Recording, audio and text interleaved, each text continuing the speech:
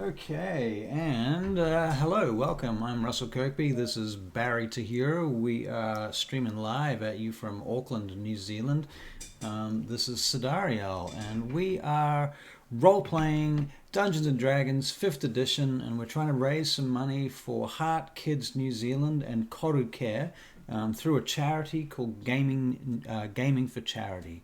So Sidariel is a homebrew campaign setting, which I've pretty much created over a couple of years, and this is what I'm calling role-playing jam, where we get together and we role-play with various members of our team who are currently available. And obviously this is the Christmas New Year period, so we're a little bit slim on the side of large groups of actors to play with. So it's just us, and we're the core of this anyway, so we don't mind. So we're going to get into this. So Barry, you're playing... Who are you playing today? I'm playing Milford Brixton. Milford Brixton. All right. Well, let me... A rogue of great repute. Great repute, that's what I'm looking for. I thought so. A rogue of great repute and ingenious talent. Right, that he is. At least that's what he believes. And he's not entirely wrong, to be fair. No, he's not entirely wrong. And at the moment, he's not in trouble. He's not Which in is trouble. unusual. That is unusual. But it won't last long, I suspect. No, not with you there. Also, I will have to momentarily apologise to our viewers for the hideous sunburn lines on my face, as my skin literally is peeling off. This is a lesson to always wear sunblock. Yes. Anyway, sorry, please continue, Barry. Anyway, as I was saying before you rudely interrupted. Yes, do go on. Sunny boy. Sunny boy. Sunny boy. Don't you sunny All right. me. So, Impeccable time. Go I'm on. in Scenario. Yes. And what am I doing? What are you doing? Well, you were telling me just before we came on live that you were hanging out on your barge. Is that correct? I'm on my barge, looking at me mule, Francis, having a conversation with him about life and the meaning of life. Right.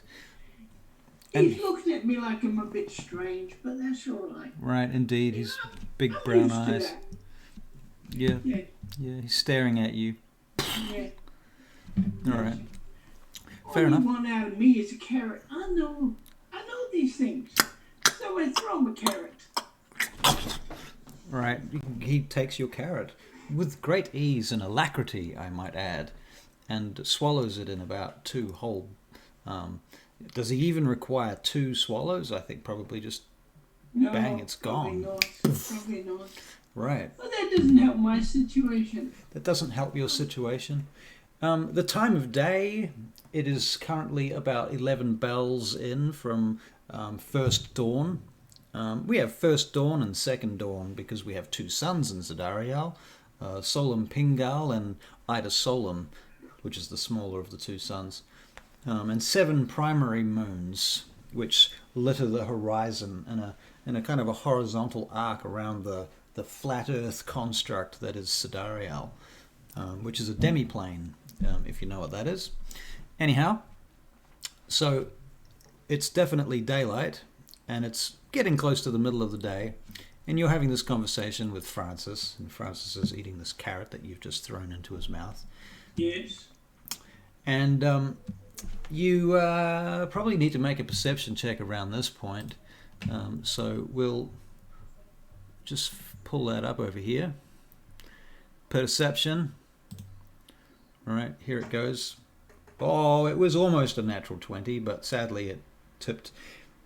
It's a 15 total, which is pretty good. So, you notice one of the street urchins named Torrin is kind of creeping along the side of the canal. You see him ducking from one piece of one piece of baggage, luggage, boxes, crates, you know what I'm saying, from one crate to another. That's what I'm trying to say. He dodges from one to the other, and he dives and rolls into the shadows behind the next one. You've taught him this stuff. You remember teaching him this exact stuff. He's trying to sneak up on you quite clearly. Francis hasn't noticed, of course. Francis is busy eating a carrot. What are you doing? I look at Francis and I say, you're no good as a bodyguard. You know that. Anyway, I go, Torrin, you make so much noise, you could wake a dead man. No, there is no response. I know I told you that when they say that they found you, that you should stay still. But this is me speaking. Torrin suddenly leaps up over the top of the box, dives for cover, and manages to smack himself right in the groin on the corner of the next box, rolling a natural 1 for his athletics check. Pops up again going, "Oh, Milford! There's people looking for you, Milford. I know they're looking for... I came to tell you... Oh, that hurts. Oh. I've got some ointment, if you want some." "Oh, ointment, you say? Oh, does it work?" "Oh, of course it works. Would I con you into having something for a gold piece? And gold piece? I'm not giving you a gold piece for some ointment. No." You want to stay in that pain, do you? He looks over his shoulder. "There's people coming for you, Milford. You should watch out. I'm just telling you. You owe me for that, at least." He goes down to the bottom of his barge, grabs a jar, runs up, and goes, "Here." He throws it over to him, does he? All right. Yeah. So I'm going to make it's the last bit of healing potion. Okay. So here's a dex check coming up. It's an 11 plus 3, which is a 14. He catches it with a nimble 15. "Thank you, Milford. I won't forget this." And he waddles off behind the next crate. "Bye." Who are the people? "I don't know." Didn't I tell you to get some information before you came to give a message? He's gone at this point. No. And also, Holy Knight of the keyboard says impeccable timing. I think he was referring to our starting at exactly 7 o'clock. Yes. Or he was referring to my wonderful throw. Quite probably that was it. I imagine that is in fact what he was talking about. After all, that was impressive. I guess it was. Yes. Now! So. This is the part. I don't suppose you're going to tell me who these people are you, Master Judge? No. Me? No, yes. No, I don't think so. I think that's... I can see that cold look in your eyes. That should be left to you to discern. That you don't care that I'm going to suffer just for you tonight. Correct. And all those people out there. Yes, all those people. Yes. So what will you do? You're standing on the barge. Torrin has run off with his ointment that you've given him, the last bit of healing potion. Arrange Francis and pull the barge the other way. Okay, so you start pulling the barge along the side of the canal in the opposite direction to which it was facing initially. Yes. Okay, and you're pulling it along there. Alright, we're going to make you a perception check here. As you travel through the Droob along Rivertown. You're just outside of North Wall, by the way. Alright. This is a perception check.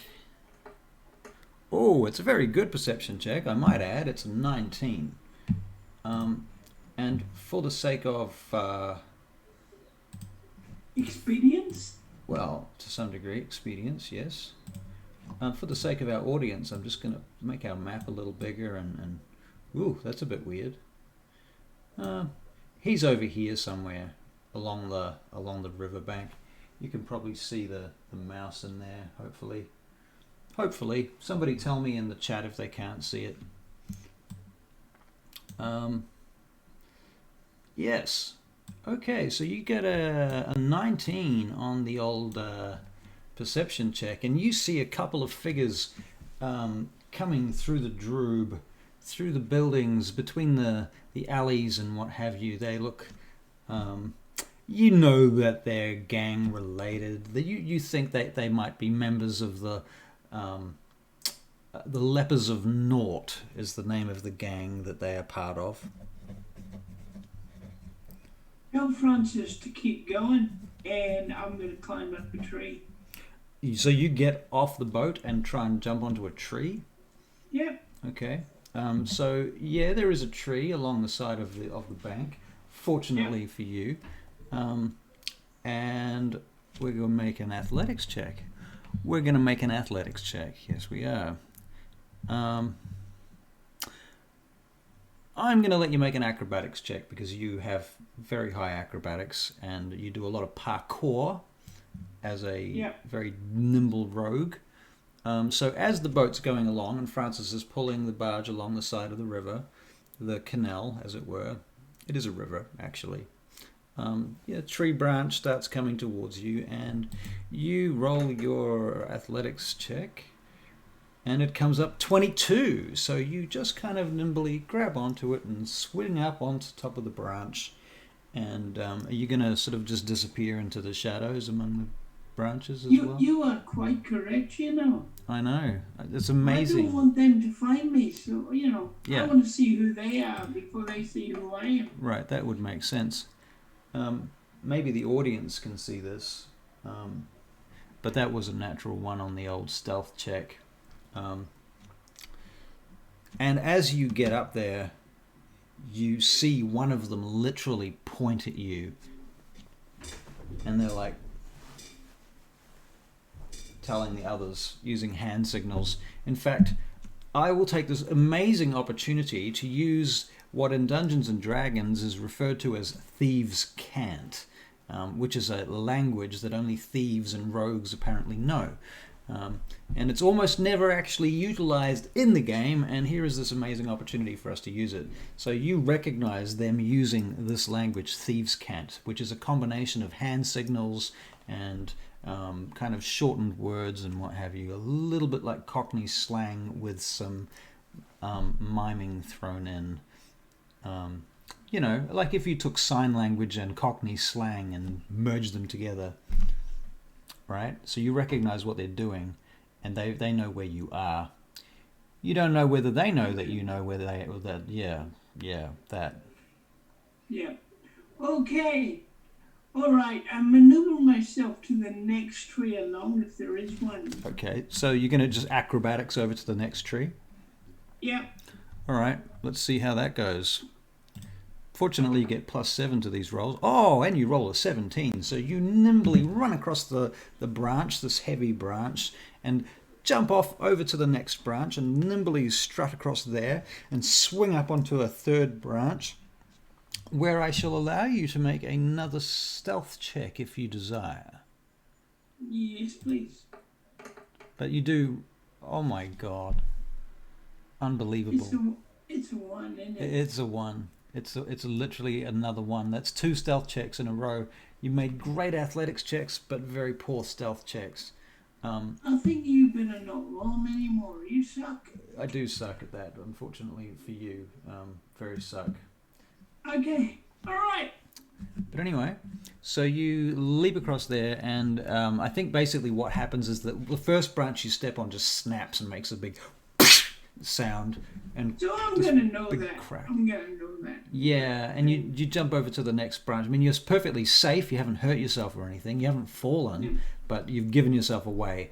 And there's some kid just down below you looking up going, Mom, there's a man in the tree. There's a man up in that tree. What's he doing, Mom? I will. I'll come down to the ground. So you start climbing down the tree. Yep. All right. And what I will do is I will make sure that nobody is looking, and I will slide. All right.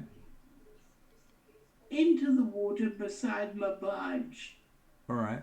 Well, while you're climbing down the tree, I'm going to make a perception check for you. Oh dear, what's that? Oh, a massive 3. Okay, so with your extraordinary powers of perception, which you apparently have turned off right now because you're concentrating on climbing down the tree, and this kid going, Mom, there's a man in the tree, and you're like, So well, by the time you get to the bottom, you turn around and you can't see them anymore. Those guys that were chasing you on the other side of the river seem to have vanished. Okay, I'll get this. So you still want to get in? You still want to get in the river? I walk along on the shore, on this where I've been walking. Yeah. You see one of them is in the river, swimming across the river right now, and is heading directly towards you. You look at him, he looks at you. You both know that you're looking at each other. Okay. And he goes under the water, takes a deep breath, and pops under the water. Okay. All right. Wonderful. I'll go into the bushes and get lost. Into the bushes. Well, this is a kind of not really. This is the edge of a very muddy river full of boats. Okay, no, I'll just... In the middle of a city. It's the dockyards. I'll just keep walking. I'm basically bringing them out so I can see what I have to deal with. There's a lot of people here walking around, and there's also a lot of people calling out and making noises, and there's like this pole that's being swung with a bunch of, like a bag, like a big net full of bags on the end of it, and it's being swung across over from the shore onto one of the big barges. Right. I'm gonna tell Francis... What are you doing over there? Ah! Shouting and... Yep. I'm gonna tell Francis to keep going, and I'm gonna literally go into the city and lose myself in an alleyway. All right, so you're going to go and lose yourself in an alleyway. All right, so you are going to literally make, well, shall we say that you parkour off into the alley, the nearest that's alley. What I'm going to do. All right, and you're going to maybe take some rooftops and alleys and fences and stuff like that? Yeah, a lot of rooftops and fences and stuff like that. Let's see how good they really are. All right. Well, the acrobatics check was very successful. It was a 22. As for the stealth check, which is also going to be required, well, finally, a 23. Okay. All right. So you managed to get off into the alleyway, and you managed to get up on a roof, and you come back to find that these guys are searching your barge right now. There's 3 of them. One of them is standing lookout on top. Yep. One of them is holding Francis's reins. Yep. And the other one you saw just dip down inside the barge itself to go inside. All right. You can hear the sounds of things getting rattled around inside the barge. All right. Well, which one? How long is it going to take me to get back there if I parkour my way? Oh, you could drop down on them from here if you want. Okay. I'll take the one that's looking after Francis first. And I'll come at him from behind. All right, so you're going to do a sneak attack on him. That's your plan, is it? And what type of attack will you be utilizing for this particular maneuver? Oh, I'll just be killing him. So this is a short sword? Yes. And killing is your intention, is it? Yes. Okay. Bear in mind it is broad daylight and there are people around.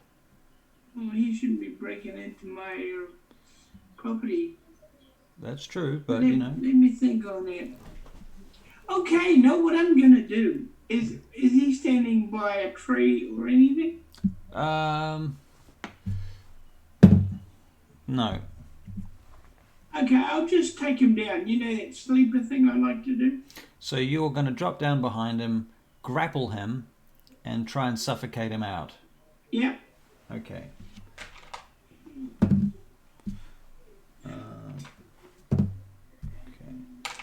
Alright, so let's see how this goes. They're going to do it quietly. Because there's that guy on top, remember? Now, for the audience's knowledge, we like to bend the rules occasionally when we play D&D because it's not very narrative in the sense that there's no rules for letting people do what Barry wants to try and do right now. So we're going to use a combination of grappling and unarmed strike, I think. Something like that. Let's see how this works. I think that let's start with an acrobatics check to land behind the guy, right? This is to see that you can land behind him safely. Oh, that's not good. That's a natural 1. Oh, I knew you were going to say that. Okay. All right, so you land behind him, but you the box that you were planning to land on basically just smashes and you go through it. And you find yourself among a whole bunch of corn that's now spewing out over the floor towards the guy. And you've given yourself away, and he turns around. Milford Brixton! You! Looking for you! Why are you running away? Why are you here? The other one comes up from underneath. I get out as quick as I can. Alright, so you make another make an athletics check this time. Mm-hmm. Oh, 16. Okay, yep, that's a 19 in total. All right, you pop up out of the wheat and what have you, out of the box, and you're onto firm ground now. Okay. He goes, Drazael's looking for you. Stop running away for God's sake. In the name of the Seldarine, what's wrong with you? I didn't know you were you, did I? Surely not. You could have checked. What are you trying to do, jumping down on there from behind us? He was going to kill you. You didn't find out, you moron. Oh, that's nice, isn't it? We come to deliver a message. Drazael wants to talk to you. Does that idiot have to be in there? Talking about the guy that's in the barge. All right, Barak, get out of there. We've got him. And he sends the other guy in to go and get him out. And they pair of them. What I'm doing? Okay, you got any idea what Drazael wants with me? How would I know what he wants with you? He doesn't tell me his business, does he? He pays us to come and find you down by the dockyards. That's all I know. Go find that Milford Brixton, bring him here. That's what he said. So I'm not going to try and infer anything more into that. Because probably I'd be wrong, wouldn't I? And you know what Drazael is like when you get things like that wrong. Infer's a big word for you, really, isn't it? I learnt that word from my mother. But your mother was always an intelligent woman. Are you giving me shit, Milford Brixton? Are you going to take me or what? I'm not taking you nowhere. You know where he lives. Go by yourself. Unless you would like an escort, we can do that if you want. Would you like an escort, Brixton? Good, wouldn't it? Yeah, it'd make you look good and strong and brave and... Oh, please stop buttering me up. Why don't you tie off that damn donkey of yours and get on your horse and ride on up there right now? No, I have a horse. All right, whatever this is. Donkey, you fool. I tie up the barge to something. Okay, there are posts for that. Yep. I get on Francis. All right. Did they hurt you, Francis? Because if they did, I'm going to be sticking a sword up their backsides. on, Francis. Let's be going. All right. So you take the mule up through the Droob, through Rivertown, past Market Crossing, through the Pax Adrius Gate, past the Banakayan Embassy in the Dwarven district of Drovnor, eventually arriving in Thrasis. Okay. And you find Drazael's residence, as it is sloping on the side of the Rantalon Avenue that slopes away from Raxthasis, overlooking the Pax Adrius Gate far below. Okay. And it is indeed a beautiful, beautiful mansion built on the side of this very steep slope, crammed in among all of these other houses. And as you've been here before, you know the side gate and the front gate. Which do you intend to approach? Oh, I'll take the side gate. All right. So You you get less arguments on the side gate. Okay. all right? You get to the side gate, and there's a young man there, and he looks at you as you approach. And then you sort of stop in front of him, and he looks at you and goes, "You, Milford Brixton." That would be me, lad. All right. He looks up one side of the street, looks down the other side of the street, and he opens the secret passage into the back door of Drazael's mansion. There you go. Take your mule in there, sir. Take it in. All right. So you get inside, and it's a large room. You've been here before. It's like a small warehouse, basically. There's enough room here to bring in about 2 carts and load carts and hook them up to oxen or horses or whatever's required at the time. Yeah. There's enough space here for a number of different containers and boxes and things to be stored. Various goods are in fact stored here. A lot of them are covered with tarpaulins and such. And there's a guard in the corner who's actually right now pleasantly asleep, snoring away. He goes, "Try not to wake him, sir." I stealthily go round him. All right, we'll make a stealth check. I try to be stealthily. Yeah, we'll make a stealth check because, last couple of stealth checks have not been all that amazingly successful. Yes, well, she's been trying them. Yeah, it's the game master, Barry to hear. The game master has been throwing them.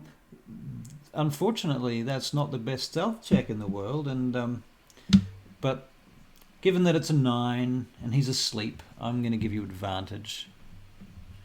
So we get one more throw. You said that you're not kind and generous sometimes. There you go, and you rolled a 19. Isn't that amazing? And suddenly your stealth check is just what you needed to get past the guard. You basically climb up using the walls to get over him as he takes up half the stairwell. So you kind of have to parkour around him to get over the steps, and you do this silently. And you go up and you emerge up into the second floor of Drazael's mansion. And you find your way to the courtyard that overlooks the city, from the garden courtyard outside by the kitchen and the main entranceway, the hall that comes through past the statue of Moradin. And you find Drazael. I'll leave a gold piece there. All right. You find Drazael, and he's sitting at his usual spot at the table. There's a big keg of some kind of alcohol. You can presume it's some sort of dwarven mead or something, possibly beer.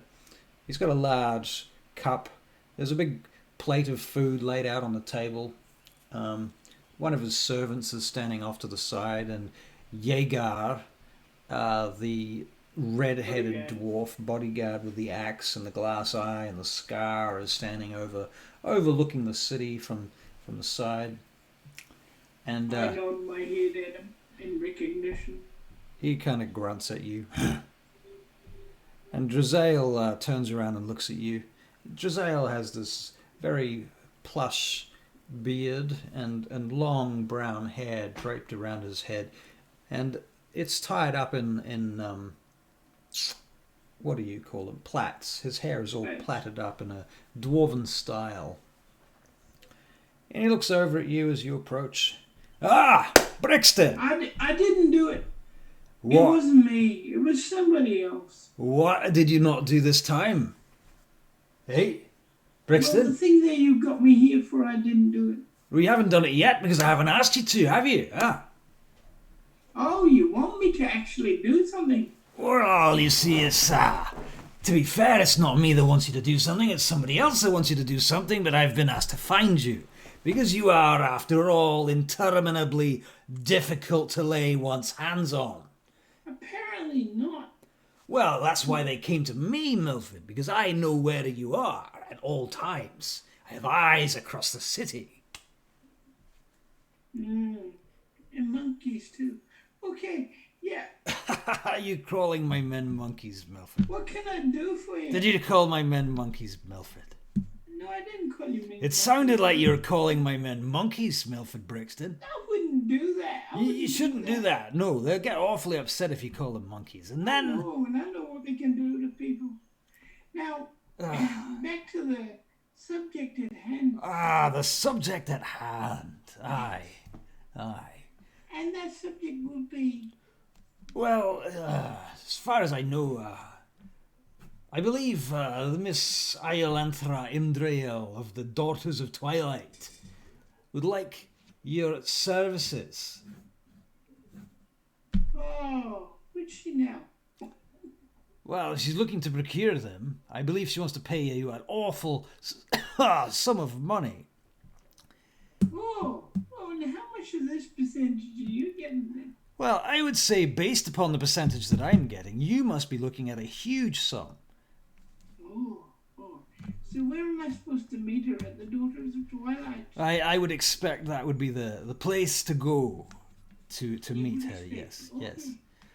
I think they asked me to tell you to use the servant's entrance as per the norm, and go via, what's his name, the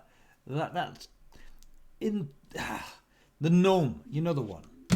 What's his name, that gnome? Glass. Something Glass. Yes. Milmore. Ah, yes, Milmore Glass. He's been here once, hasn't he? I believe so. Yes, he has. Never came back, you know. You think about that. Perhaps he doesn't like us. You got any toffee apples? Do I have any toffee apples? Are you out of your mind, Brixton? Why would I have toffee apples? Do I? Oh, Milmore. He likes toffee apples, does he? Yes. Hey, Jaeger, did you hear that? Milmore Glass likes toffee apples. You better keep that in mind for the future. It could be useful. Jaeger turns around. Milmore Glass, you say? Toffee apples. Aye. I'll keep that in mind before I split his skull with my axe. Oh, no, you don't want to be doing that. He's too much of a nice guy to be doing that to. Aye, you don't want to do that to him, Jaeger. I mean, no one's asked you to split his skull. I'm just talking about making sure that you've got toffee apples in case you have to bribe the lad. And he likes toffee apples. Aye. Now I have to go and buy some, so that means you would pay me more. I'm not paying you for this job, just so you know. Oh, it's not coming from you then? Nope. All right. I believe it's Milmore that's paying you. That's why you need to bribe him, and not me. Okay. All right. Well, I will see you later. Yeah, you got no idea what the job is about, do you? Well, she mentioned something along the lines of you had some kind of dealings with some what did he say? Nope, can't say I do. You can't say or you won't say. Well, I'm not entirely sure. And I wouldn't want to get it wrong, you know. You'd blame me. You'd tell me I was wrong, and I can't stand that. You know how much I hate being wrong, Milford Brixton. Can't stand it. Oh, yes, I know. Last time you killed somebody when you were wrong. Yeah. Would you like some ale, by the way? Oh, no, thank you. Gotta keep a clear head when you're with the women, you know. Oh, do you? You have to got to keep a clear head when you're with the women. Is that right? Oh. Are you some kind of relic from the past? No, I'm not a relic from the past. But I know somebody who is. So I'll see you later. Off you go. See you later, relic. Oh, yes. Dazaran. That was the name. What? Yeah. He stops, like, in mid-step and spins around and goes, what? I think something about you've had dealings with the Azaran in the past, I think is what the... Anyhow, you've got to go. Off you go. I'll see you later. He goes off. All right. Off you go then. And you head back downstairs until you get to your mule. I believe you brought your mule, is that right? Yes. All right. So you... Go to the market. Go to Toffee apple buying. All right. You buy yourself some toffee apples. How many do you buy?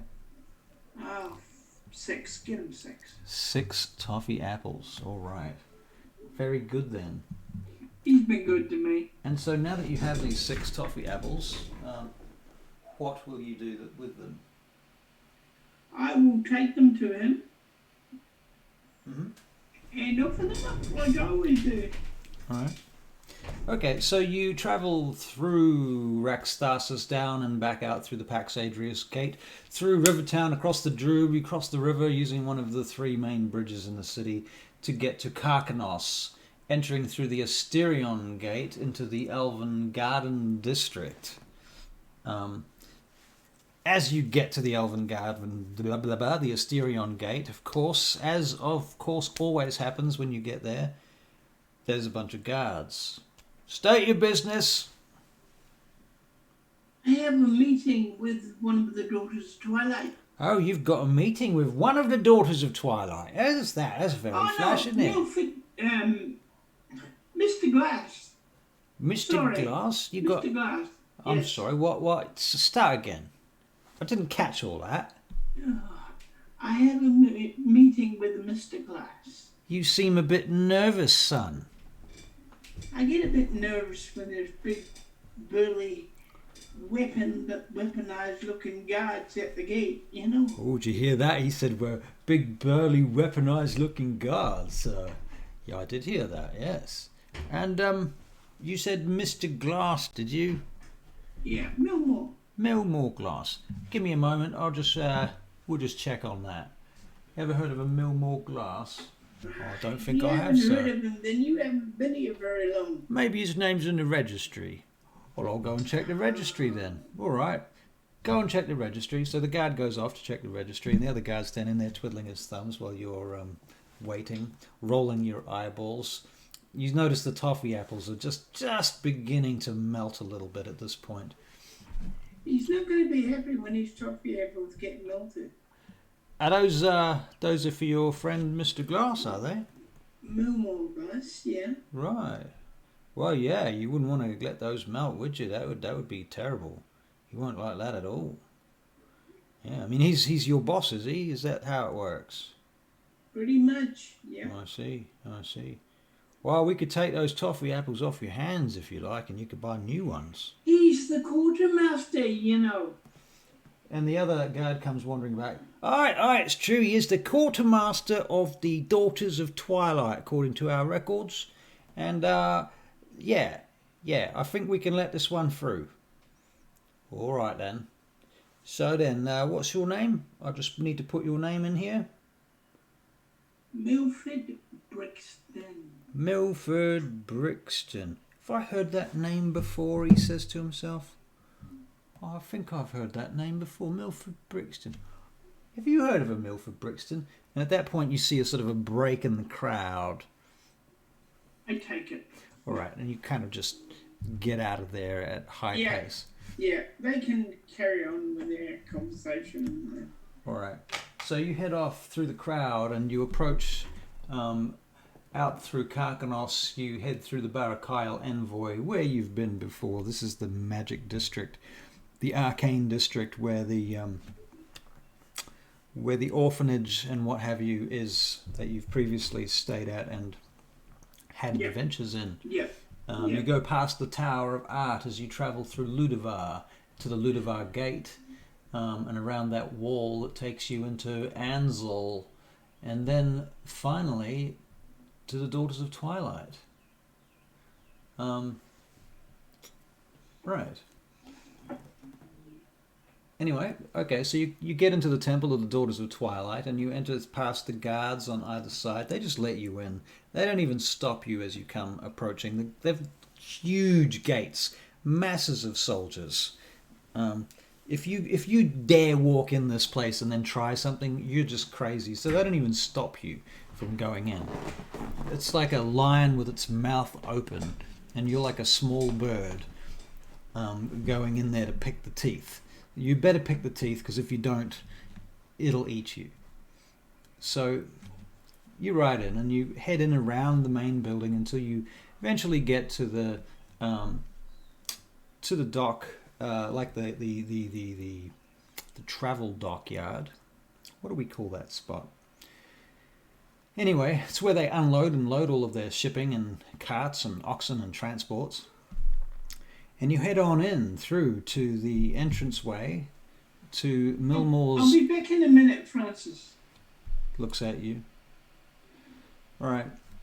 And you get inside, up through the steps, and a young page boy takes you to Milmore's door. Here it is, my lord. This is Milmore's, and you're well aware where you are. You've been here a few times by now. But I like to hear the speech. All right, very well. All the new young ones do this. This is fun. Right, and this is Milmore's office, and who shall I tell him is calling, sir? You can tell him that Milford Brixton is calling.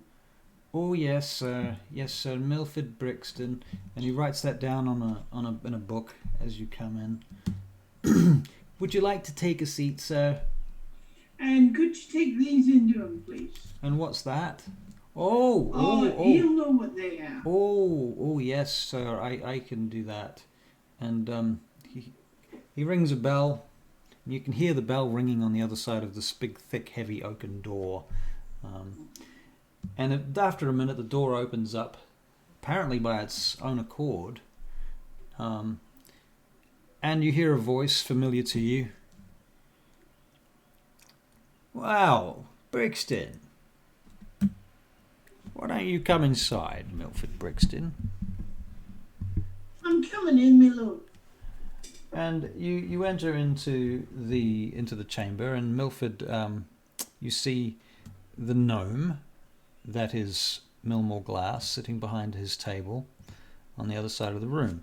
And he seems to be operating some sort of a telekinesis. He's moving books around from one shelf to the other remotely using some sort of magic. You're not quite sure how that works. It's not my problem. I keep my mouth shut. So, Brixton, I understand you've brought me some toffee apples. That's nice, isn't it? Very nice. And I understand you want me for something. Well, to be fair, I don't want you for nothing, actually. It's not my business.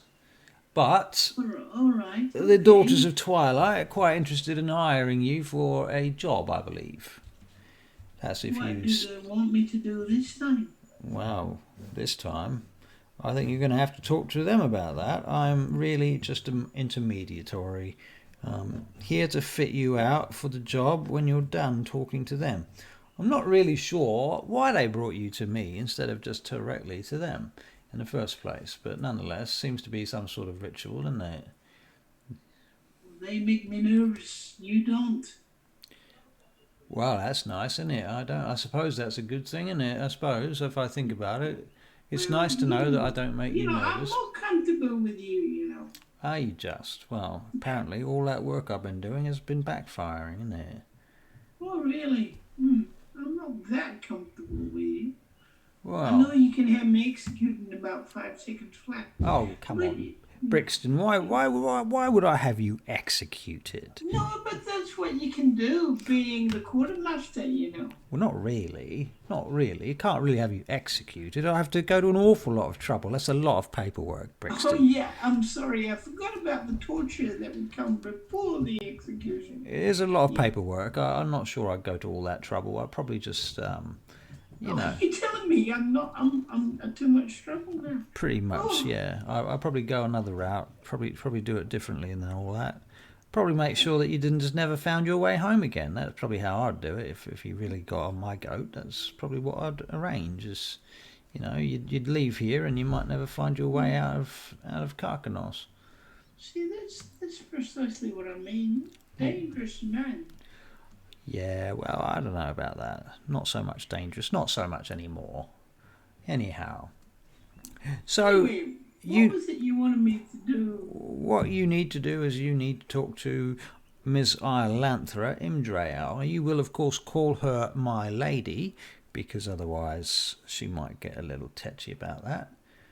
Right? She is the seneschal of the Daughters of Twilight here in Vaingate at Solanor Temple. You understand, right? Yes. Right. And is there any chance you can repeat any of what I've just told you back to me so I can be sure that you know what you're talking about? Ilanthra, she is the seneschal, and I've got to treat her nicely and call her my lady. That's right. Very good. Very good, Milford Brixton. And I do appreciate these, by the way. This very good. He puts them on his table and he starts off on one. You've done good things for me. I don't forget that in a hurry. Well, that's true. That's true. I do try my best to keep my contacts satisfied, you know. So anyhow, probably best you go and talk to Ilanthra at this point. Hey, would you like me to look after your things while you're here? Where might I be finding her? Well, I think probably we'll get Gwil to take you over there to the Sehanine Moonbow's temple on the other side of the complex. So you want me to take off my weapons then? Yeah, it's probably a good idea if you take all that jazz off. Probably about time. So he takes the knife out of his boot, he takes the sword off. I'll look after all of that sort of thing. I'll tell you what, Milford, I'll put it in a safe over here. Come on. And he takes you into another room. And he opens up. There's a vault. Yep. I take all the stuff off that I use. Floors and all. All right. And he seals all of the stuff into a vault. And he casts a spell called... I think... What is it called? What is it called? It's not... I'm thinking of Knock, which is the spell that unlocks things. I think it's called Lock. But anyway, I'll double check on that. Anyway, point being, he locks it in the vault magically and seals it. When you come back, I'll get it back out for you. Thank you. Now, you might want to wear this robe. Right. There you go. Chuck that on. Do I have to? Yes, you do have to. Even I have to wear these ridiculous robes when I go and see the elves on the other side of the courtyard. You know how it is. Go. All right, because you say I have to, I'll wear it. It does look very fetching on you, though, to be fair, Brixton. You know, very, very fetching. Mate, mind you, this bit here makes your ass look a bit big, but, you know, if we just jig it around like that and tie the belt a bit tighter. Go on, pull it in. Go, suck it in, Milford. I'm sucking it in. Yeah, that's better. Right. Now, tie it up. All right, that's all right. That'll do. All right. So, off you go. Get out of here. Be gone. Okay. Follows whoever. All right, Gwil. Gwil takes you through, down the corridor, past all the various archives and what have you, up some stairs that enter out into a large courtyard. In the centre of the courtyard is a large waterfall with a massive statue of 7 prancing horses drawing a massive chariot upon which is a goddess with a bow and arrow, perched, firing the arrow into you don't know where because it's a statue. And anyway, this whole thing is a massive waterfall fountain arrangement. All right, and the light from the two suns catches the water as you walk past it from the other side, and you arrive at the temple of Sehenin Moonbow, and enter in to a waiting room, which is a large rectangular room, and you can hear water and splashing in a far room behind some doors. And come to a stop there, and Gwyll says, "Can I get you anything, my lord?" No, thank you. Very well. Just please wait here then. Oh, and by the way, I'm not a lord. Oh, to me, sir, you are a lord, as you are a guest of the Daughters of Twilight, and they are in service to the great goddess Sehenin, which to me puts you in the position of lord. Thank you very much. As all of our guests are greatly honoured. Okay, I get it. I understand. And he bows All right. and nods. Thank you very much. So No, I don't want anything to drink. Then I shall leave you here, my lord, and I will return when your business is done, and I shall lead you back out anon. All right. Very well. Thank And you. he bows and nods and backs off, and finally closes the doors behind him and leaves you alone in this room. What do you do now that you are alone in this room? Wish I had a weapon or two. I wish I could steal some of this stuff because it would keep me happy for a long, long time if I didn't get caught. Reminds me of a long time ago being in this place. Fine artistry, fine paintings, fine statues, fine comfort. Remind me of things. Right. My past. A past life, so to speak. Yes. Yeah. Yeah. You recognize some of the things that you just don't even get to use anymore. No. Yeah. So I'm a little bit down. Okay. But I realize I've got to get myself together and forget about how I feel when I'm in this room of finery.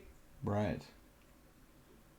Right. Because I'm not that mad person anymore.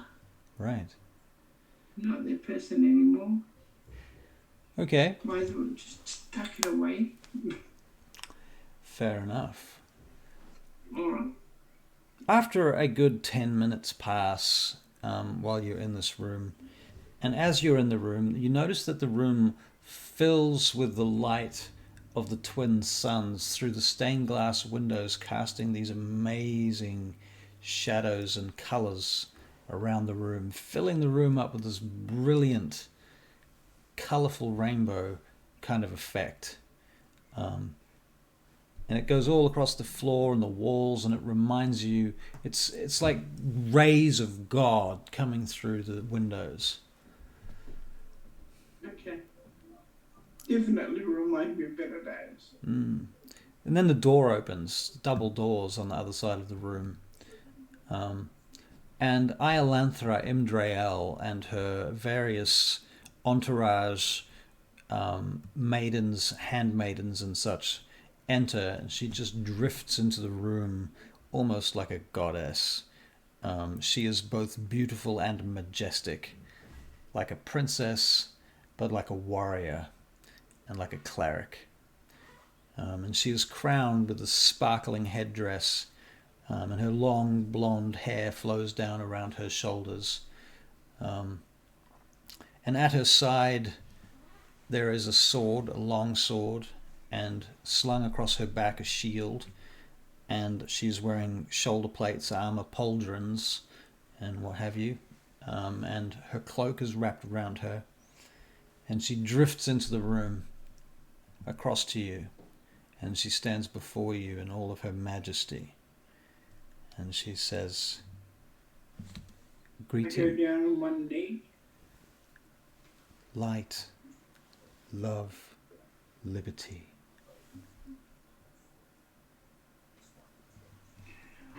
I do the same in recognition, and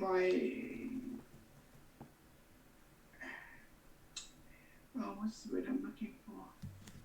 My personality almost slips into that of what I was. Right. But I pull it back. Shall we make a deception check? Yeah. Oh, it's only a 6. I think you might slip even, very slightly. All right. I do because of the role, I definitely do what I would have done in that kind of situation in the old days. Right, so you give away your a certain amount of etiquette that you theoretically know street urchins should know. Yes. It's a little bit too advanced etiquette for the kind of character that you're portraying yourself as. Yeah. Right. You seem to know certain ritual a little bit better than might really be reasonable for a rogue. Yeah. Okay. Let's see if she recognizes that. And I'm going to roll your insight to see whether or not you recognize whether or not she recognizes. Wow, actually, you get a 20. It's an unnatural 20. You see the recognition in her eyes. And at that point, you know that you've given yourself away. Yeah, I realize it's too late, so I, Yeah. Milford Brixton. For her next move. Friend of Sehanine, Milford Brixton, my liege and friend of the Order, thank you for coming at my behest and call. It was my honour and my pleasure, and so it shall always be. You are so kind, Mr. Brixton. Again, thank you for coming at such short notice. It was not easy to find you. But that, my liege lord, is why we have entrusted you with this mission, if you are prepared to accept it. This mission being, my lady? You have heard and had dealings in the past with a drow by the name of Da'azaran? Yes. I should have some business with her that I should ask you to do on my behalf. All right. There is a tome, a book, that I should seek to gain access to. More importantly, I should hope to obtain permanently. The name of the book is the Savarium,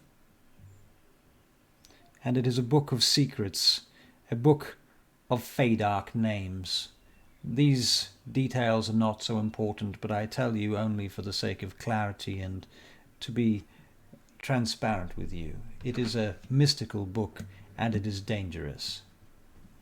Certainly in the wrong hands, my friend Mr. Brixton, it is extraordinarily dangerous. You do understand? I understand. I should hope that you can retrieve this book on my behalf by whatever means is necessary.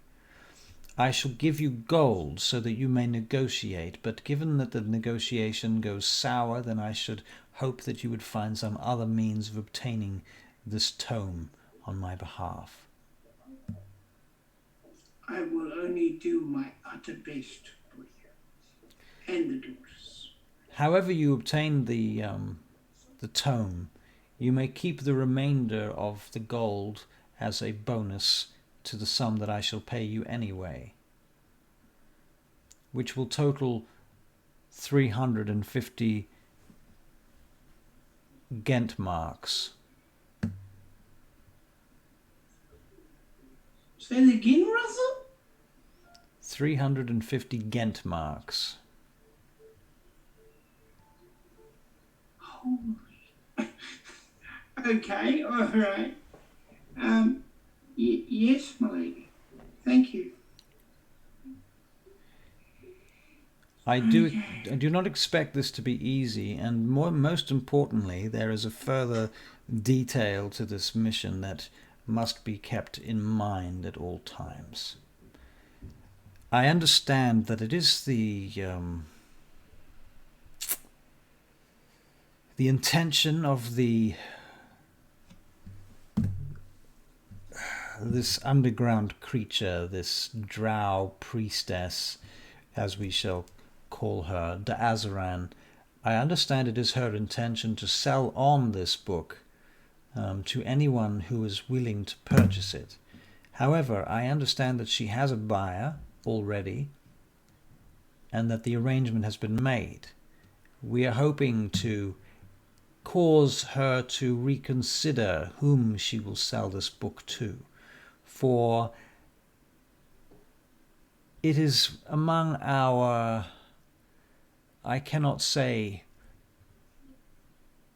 specifically for the sake of diplomacy, but we should not like this book to find its way into the wrong hands, and the wrong hands in this case would be the Dorban Va'ak, whom you may know as the Black Guard.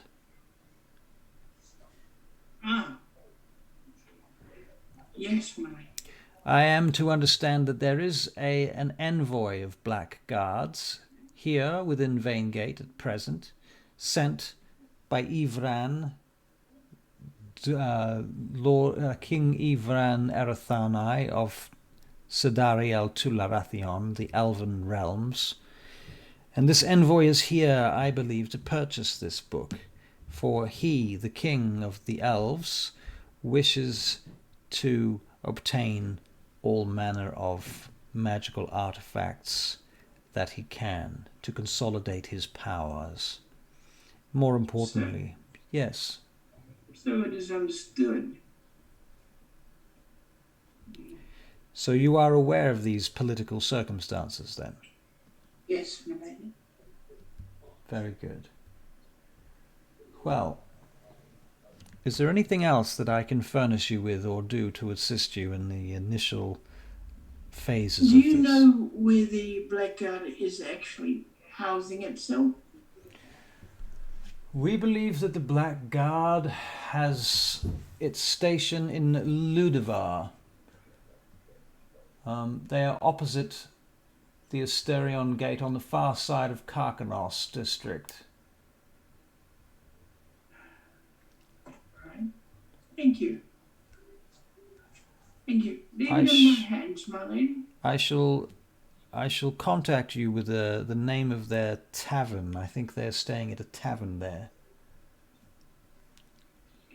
Oh, they'll be very noticeable in a place like this.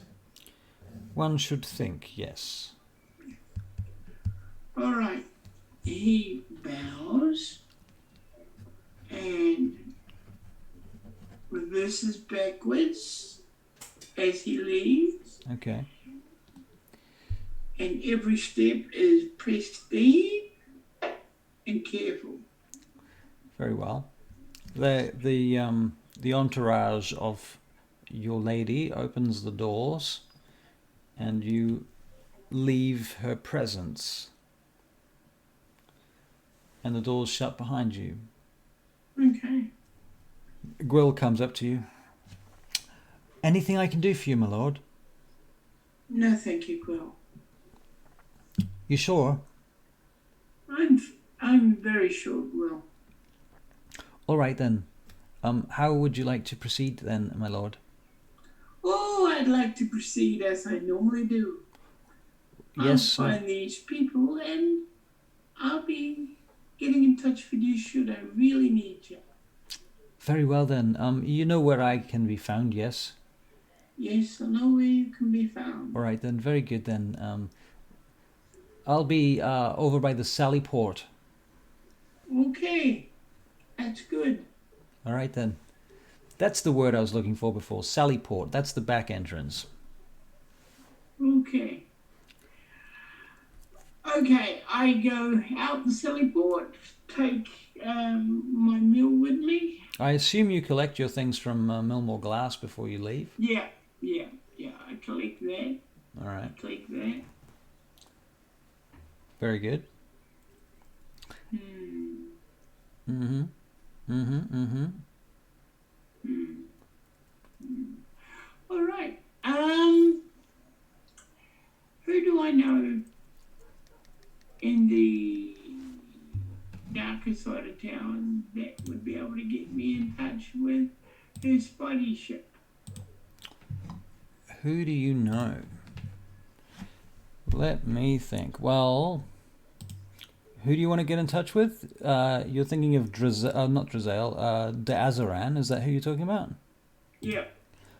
Well, you know that she runs a gang called the Spiders. Not particularly original name that they have. And she's under the sewers. Yes. Yes. You believe that the Spiders may have some dealings with the Lepers of Naught. All right, I'll go to the Lepers of Naught first.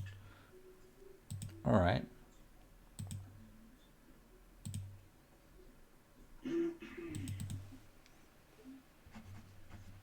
All right. I'll go to Mother first, actually. Sorry. Oh, okay. All right. So you travel down through to the Droob and visit with Mother. Yeah? Yeah. All right. So you meet her. She's stationed in the back of Market Crossing, on the south wall. Yeah. All right. So you go to South Wall. What part of the city were the Blackguard gonna be in? They're in Karkanos, Ludovar. I really must memorize these parts of the city because I live here. Well, out of game, I will actually get you a big ass map so that you can read this stuff for yourself. Okay. Okay. Mother. Oh, Mr. Brixton. How are you doing, Milford? How are you doing? I wonder if I give you 5 gold pieces, Ooh. if you'll get the children to do me a little favour. Always offering us money, Milford. You must be rich these days. Not really, Mother, but you're ever so worth it. I remember the days when you'd come here for soup and bread, and we'd give you clothes, and even later when you came for wine in your very bad times. Yes. Oh well. But now you come to us with money. How kind of you. Oh, Mother, I need your help. Oh. I need some of the young ones you've got stationed in Karkanos to help me, if that's all right with you. Karkanos? The boys in Karkanos? Yeah. And the girls too. I want to find out which inn the Blackguard might be staying at. Oh. Surreptitiously, if you get my meaning. Of course. No need to even say it. Mr. Brixton. Yes, Milford. I can look into that for you. I need to know which room as well. The room as well? Yeah. That might be more tricky. Blackguard, you say? That's very dangerous, Milford. My boys and girls could get into a whole lot of trouble looking around, snooping around the Blackguards. Puts out an extra gold. Oh, yes. Dangerous it is, but they have their ways. Oh, they do, don't they? They do. Perhaps. So did that urchin give you your money? That money that I sent for you? Oh yes, yes indeed. Thank you for that, and also thank you for the kind materials that you brought us. We were able to make mattresses for all of that. Yes. Oh, that's good, Mother. I'm glad of it. Mm. I'm glad of it. Well, get the boys to go to the barge. It'll be, and he names the place it'll be at. All right. And they'll find me there if they want to leave me a message. All right then, we'll do that by the north wall in Rivertown. That's right, Mother. Under the gate. Are you all right then? You well? Oh, I can't complain. I have my days, you know. Did you get yourself that shawl? Oh, this old thing. I've had that for years. You've never noticed it before, Milford? Surely you have. I've noticed it. I've noticed it. Surely you have. You know, there's a pretty shawl in, you know, that clothes shop by the bakery. Oh. Yes. Very pretty shawl. Oh. Are you planning on buying it for me, Milford? Oh no, but I thought you could buy it for you. I don't have time for shopping, Milford. Too many things to do around here. I'll tell you what. And there's much to do. These young uns, keeping an eye on them and making sure that they're not finding their way into trouble. Aye. You just hang on. You never know what you might see coming back with the little ones someday. Oh, that's true. Maybe a show will come back with them. And you be careful over there in Carcanos. The gangs in Carcanos are quite violent if you're not careful. Russell, I think she knows his secret. Okay. All right. That makes sense. She, or even if she doesn't know it, she might suspect it, or she has some clue to it. Yeah. How about that? Yeah. All right. How old were you when you came to Mother? Oh, I would say. Were you a child or teen? Yeah, I was a child. Right. That's why I'm as good as I am today. Right. Because, she At took me from Thievery. a child. Yeah. Very good. All right. Okay then. So then. All right. I'm off. And where will you be going in the interim? I'm going to, my mate who he's like the mafia.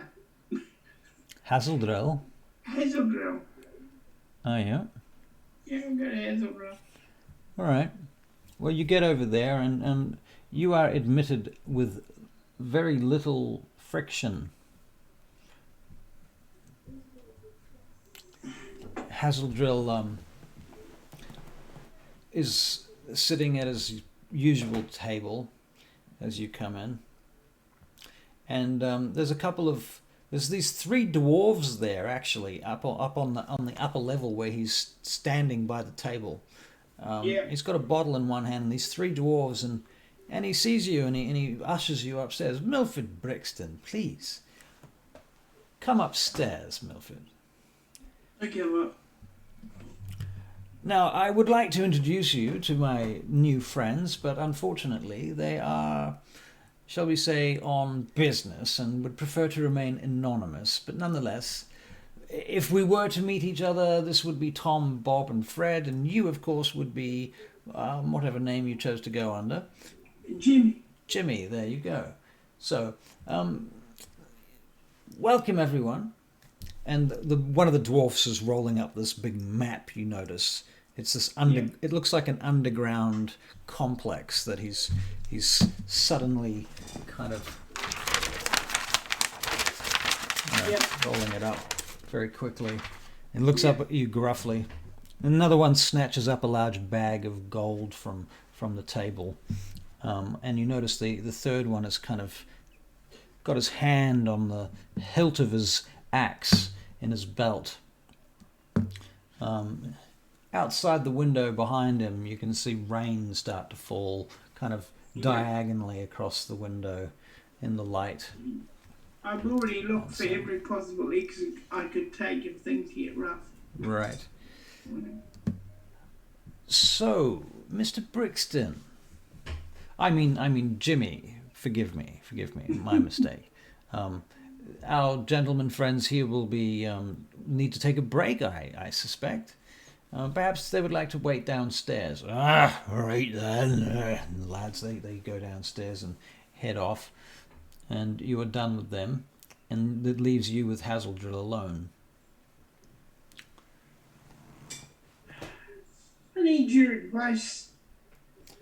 You need my advice? That's interesting. You have my attention now, Brixton. Speak, do speak. How does one approach the beggars gang? The lepers of Naught? Yeah, beggars, lepers, whatever they are. Who do you approach? Who's at the top of the mountain that you can talk to? And how would you approach if you were me? I mean, I've killed a few of them. You've killed a few of them? Well, they don't know that I've killed a few of them, but yes. I see. Well, That's not what the problem is. That's not the problem. No. I need them to get me in touch with somebody. And who might that be? Certain lady that has, let's say, a webbed past. A webbed past? Yes. I'm afraid I'm not catching your drift, Mr. Brixton. I need them to get me in touch with the Spider Gang. Oh. I know, very original name, You wish to get acquainted with the spiders? Yes, well, their leader. Why not go directly to them then, rather than through the lepers of Naught? Yeah, but I don't know how to get directly to them. Well, I can tell you this much, that they are headquartered in the region, yes, but specifically the Raxtharson sewers near Thrasus. I know. But I want to get to them without having to go through spiders to get there. Big motherfucking spiders to get there, if you know what I mean. I see. I'd like to forgo all that and just meet the lady herself. Does anyone just meet the lady herself? That's what I'm asking you. Well, perhaps, depending on what it is you're looking to see her about, there are other ways of going about all of this. I mean, if you're looking to assassinate her, I don't imagine... Oh no, I just want to do business with them. You want to do business? Well, why don't you send them a message? All right, let me repeat myself again at the risk of being an idiot. I don't know how to send her a message.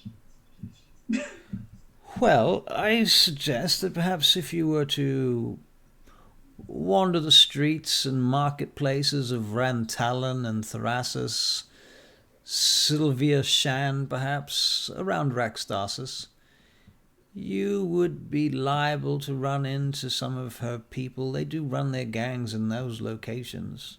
If you were to hit the markets, I'm sure one of them would be bound to come into contact with you eventually. I want them to come into contact with me without killing me.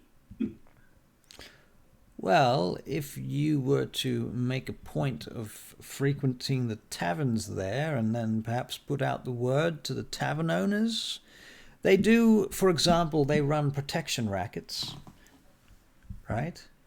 So the business owners and the tavern owners there might be aware of that they may have what you might consider regular contact with their enforcers. Thank you. It's just a thought. It's a wise thought. And is there anything I can do in regards to the deal itself? By the way, would you like a glass of wine? No, thank you. I've got to keep a clear head. You know that about me. Oh, yes, yes. Milford Brixton of the Clear Head. Okay, if I need your advice further, can I come to you? Well, of course. You've known me for so many years, Milford. How could I refuse? And how much does this little lot cost me? Because I know you don't give information for free. Or advice. What? Where did you hear this nonsense from? You know that I've known you for so many years. He smiles at him. Let's call it a favor. Okay. Which will undoubtedly be paying for at some stage. And he just walks off. All right. Yeah. Very well. So you leave the company of Hazeldrill at the Nag's Head. Yeah. And So to make a long story short, he starts to do that. He goes to the inns and says that he'd like to speak to a member of the Spider Gang on business. All right. Well, you get no further than the Broken Oak. I don't. And you head into the Broken Oak. This is the first major inn that you've approached. Yeah. And Oakenstaff is standing over in the corner with a large jug of ale and a mug. He pours the ale into a mug as you watch, as you come in. And then he takes a long draught and he looks up and he sees you. Brixton. You again. What are you complaining about? You always get money from me. I get money from you and you bring trouble. You bring trouble to my inn. I don't bring trouble, it follows me. Exactly what I mean. You bring trouble. Could you do me a wee favour? A wee favour, oh yes. What would you like, my arm or my leg? No, I don't want them. They're not good enough. Oh, I see. Flattery, then. Okay. Do you think I'm a young lass you're trying to win the heart of? Oh, you don't look like any lass I ever knew. Oh, you never know. Perhaps you should drink one of these. And he slides a cup of ale across towards you. There you go. It's on the house. Boom. On the one condition. What's that? You take less than 5 minutes from my life. Well, if you shut up, I could tell you what I want from you. What is it that you're looking for, Brixton? What do you want this time? This is what I'm looking for from you. Aye. Could you, if any of the Spider Gang come here... Keep it down. I'm keeping it down. Can't you hear or something? He looks around over his shoulder. If it is... You keep it down. We'll take this elsewhere. Come here. Come on then. All right, he takes you back out through to the kitchen. It's all stone. There's a stone archway at the back, behind the tree in the center, and the back of the building. You go through the stone archway, and there's the cook, and in fact, there's 2 or 3 cooks here. You don't know who's who. One of them must be the head cook. A couple of other chefs. They're baking pies right now, and they're sweating profusely. One of them is a half-orc who looks up and kind of, you see his tusks on his face as he looks over at you. And he's got this massive spatula and he's lifting up this pie out of the oven and plops it on the stone bench in front of you. Out, out, out, all of you out. It's like, Oakenstaff, you know we have to finish this.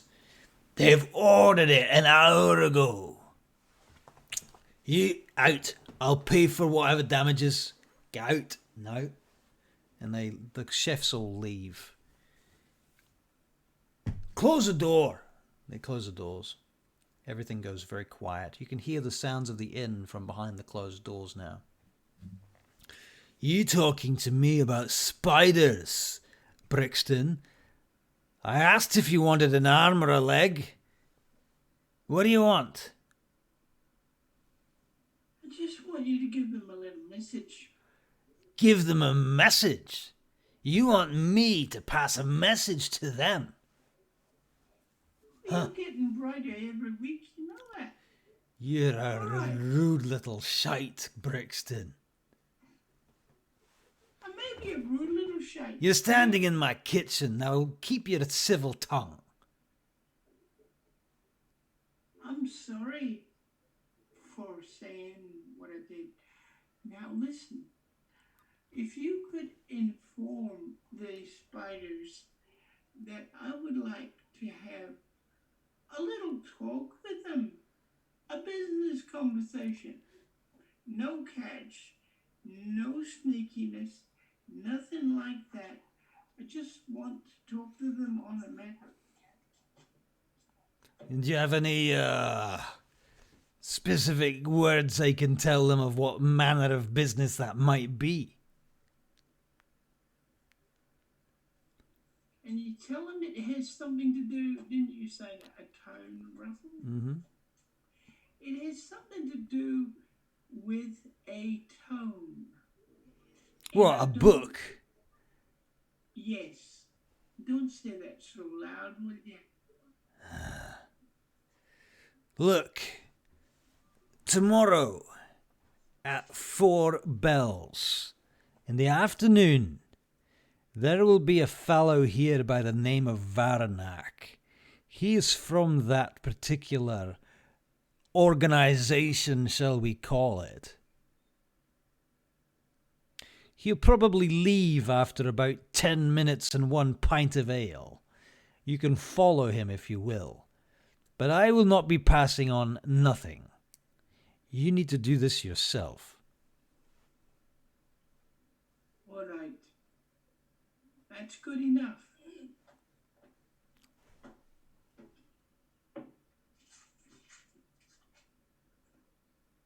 All right. All right. Is our business here concluded then, Brixton? Our business is concluded. Right. Thank you. Now you're paying for this pie, and those dwarves outside want it, so you can carry it to them as well. Okay. He does. All right. He does. And they cheer and clap. That's one hell of an expensive pie. Aye, blackbird pie. Very famous. Where do we come from? And it's one hell of an expensive one. Aye. Who are you saying this to? Him. Drazael. Oh, sorry, to Oakenstaff. All right. Oakenstaff. Yes, it is. Now get on with it. I take it over. All right. Gentlemen. Yay, yay, thank you. Ah, hurrah, hurrah. And ale. We want ale as well. Bring ale. And Lydia comes across. Oh, here's your ale, my lord. She starts pouring ale in there. Gentlemen, not only do we give you pie, but we give you beauty as well to come with your ale. Oh, yes, you're very beautiful, whoever you are. You're the nicest looking. And Lydia slaps you on the back. There you go, Brixton. Did you hear that? Yes, Lydia. You take care of him now, sweetheart. She smiles. And he throws her a tip, you know. She throws her a like he tip. always does. All right. Very good then. Okay. So then, you find yourself alone in the tavern, despite being in a crowd. Mm-hmm. you've served your pie up, and you've done your business. Where to Yeah. now? I start heading back home. And where is home at this point? You know, the fake ones? I head to that fake one that I read. Ah, right. Yeah. Okay, so it's a small kind of room in the bottom of a tenement building. Yeah. It's, Yeah. Technically, it's being used for storage, but despite that, you actually live in there. Yeah. All right. And inside there are boxes and boxes of crockery, actually. Yep. Stone cups and things like that, piled up to the ceiling. And the light filters through the one high window in through these boxes and across the dirt floor. Yeah. And there's a couple of rats that bunk here with you. Yeah. Yeah. You've got a bale of hay that you have dragged in here to use as a bed. Yeah. And there's a fur on the floor. Yep. All that. All right. What now? I'm going to see if the spiders get their message early and if I get followed. Well, do you recall what he said to you? I know what he said, but whether that actually takes place or whether they're already on to me, I don't know. So I'm just making sure. Okay. Well, nothing eventful happens that night. Good. I just like to be sure. Very good. And I don't trust the judge one little bit when it comes to role play. Well, that's nice, isn't it? That's just lovely. Yeah. That's just lovely. All right. So the next day comes. Yep. I like, if possible, to get a room that's nasty near the roof. Near the roof in this building or a different building? In a different building. Whereabouts?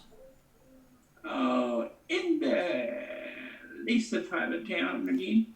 Yeah, okay. That's a very large area. Yeah. So are we talking about in the area that's close to the Broken Oak Tavern, or are we talking about the area that's close to the docks? Docks. Okay, so in the Droob in Market Crossing. Okay. I think. Okay, so you can spend the next morning doing that, looking for a room, and you find a lady who's prepared to rent you a room on the 3rd floor of the tenement building in Market Crossing. All right. And she takes you upstairs to have a look around, and it's actually the whole top floor of a miller. A miller, what do you call it?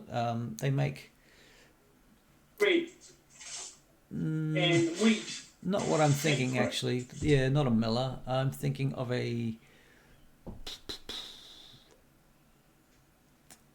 spinner. Weaver? A weaver. Spinning wheels, weaving. Yeah, weaving. Okay. And looms. They've got looms and weavers downstairs. And you can, all through the day, you can hear the sounds of the looms and the weaves. The weaving and the weavers. But not the weevils. I get furniture to make it. Wait a minute. She just takes you up there to see it at this point. Okay, what does it look like? So it's this big open plan space, and the floors all creak, and there's 3 windows along one side, and large wooden beams that run down through the ceiling to the floor, and the ceiling comes down in an A shape like this, like literally the roof. You're right under the roof. Give up the other place. Move out of that place. and move into this one. So it's 5 million gold pieces. So I did mention that, didn't I? 5 million gold pieces. I haven't got 5 million gold pieces. Well, that's right. You didn't ask me the price. You just ran straight on in there. All right. No, fair enough. All right. So this lady's showing you around the place, and she shows you the window, how it opens up. There's like a piece of wood that you use to open it up and hook it there, and you can see down onto the street below. You can actually see down onto Market Crossing itself, which is a good view. From here, you can see the kids that sell the candy floss. Oh, sorry, the candy apples in the muddy street below. Good. Well, I know that's here now. Yeah. And I know at the moment it has nobody in it. Mm-hmm. So if I need to do a runner, I can at least try this place to hide in when there's nobody there. So she tells you that she can rent it to you for about 8 gold a week. 8 gold a week. Okay. Yep. Seems fair.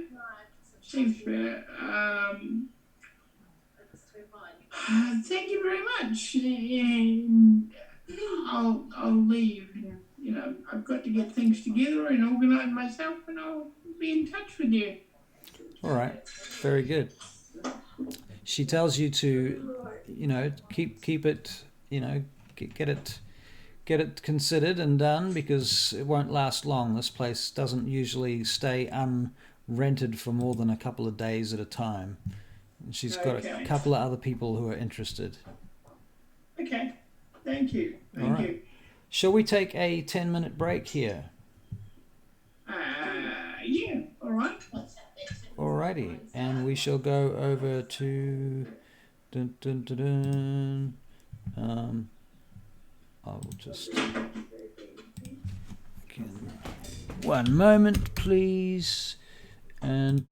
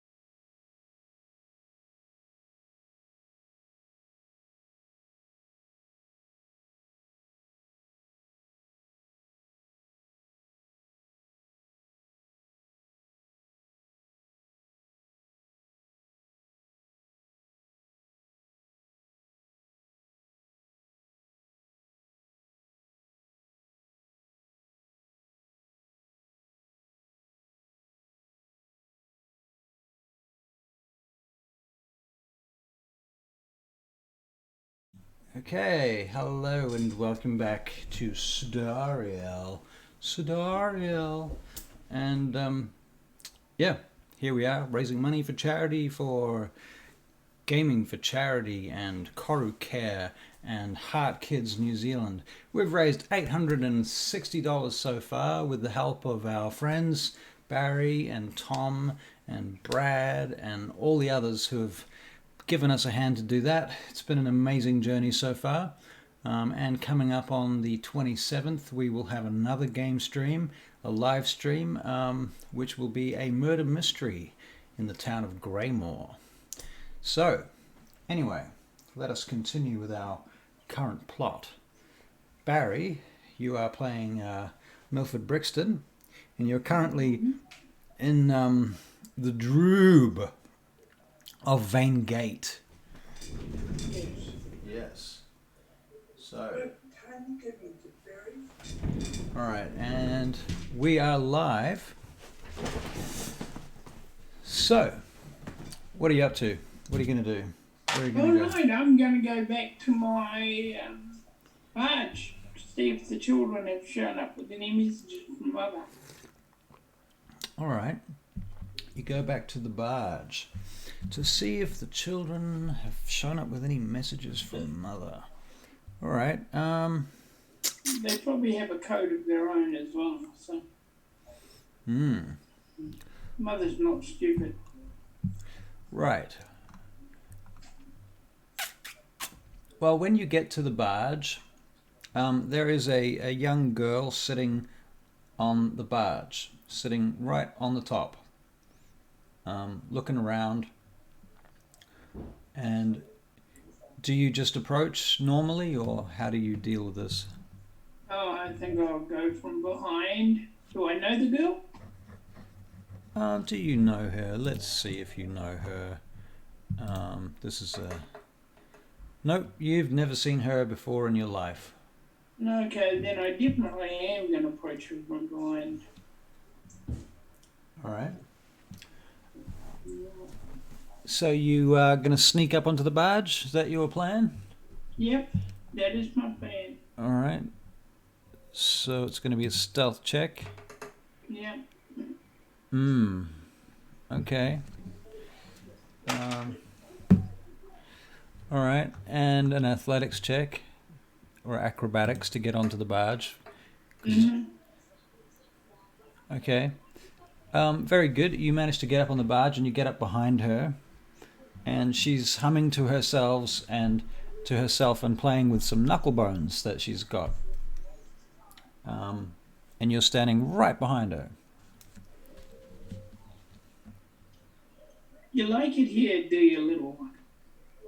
She turns around, shocked, dropping her knuckle bone. It bounces off the top of the barge. Dunk, dunk, dunk. Can I retrieve it before it goes into the water? You can try. Okay. We're going to make a dexterity saving throw. Yeah.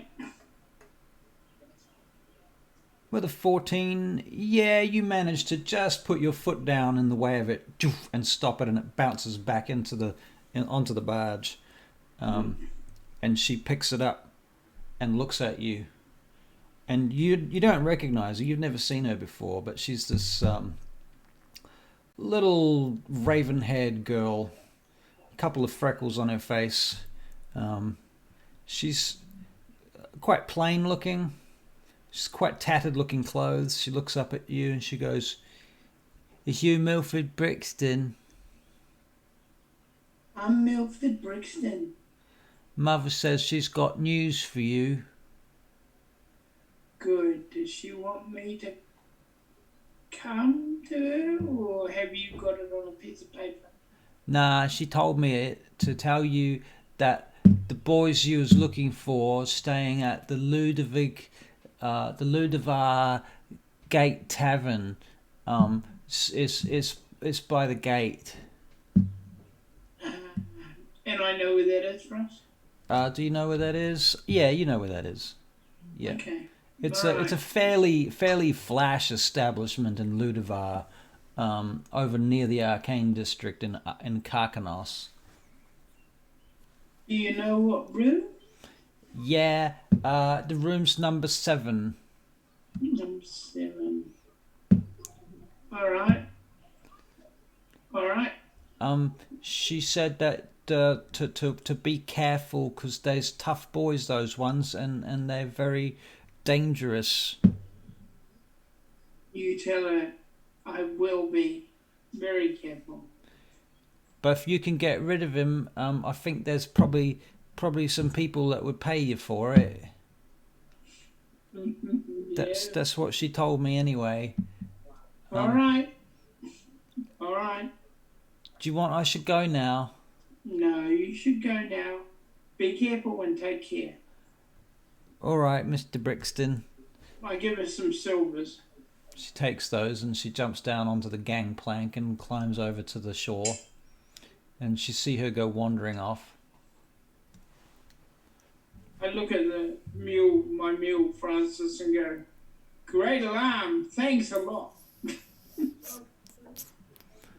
Right. Right. Okay. So, what do you do now? I put on a reasonable disguise so I don't look like me. Oh, okay. A disguise, you say? Yes, so we're going to be. You have to roll my disguise. I will, won't I? Yeah. Disguise. Here it is. How much time are you going to put into this? 2-3 hours. Wow. Okay, so it's serious.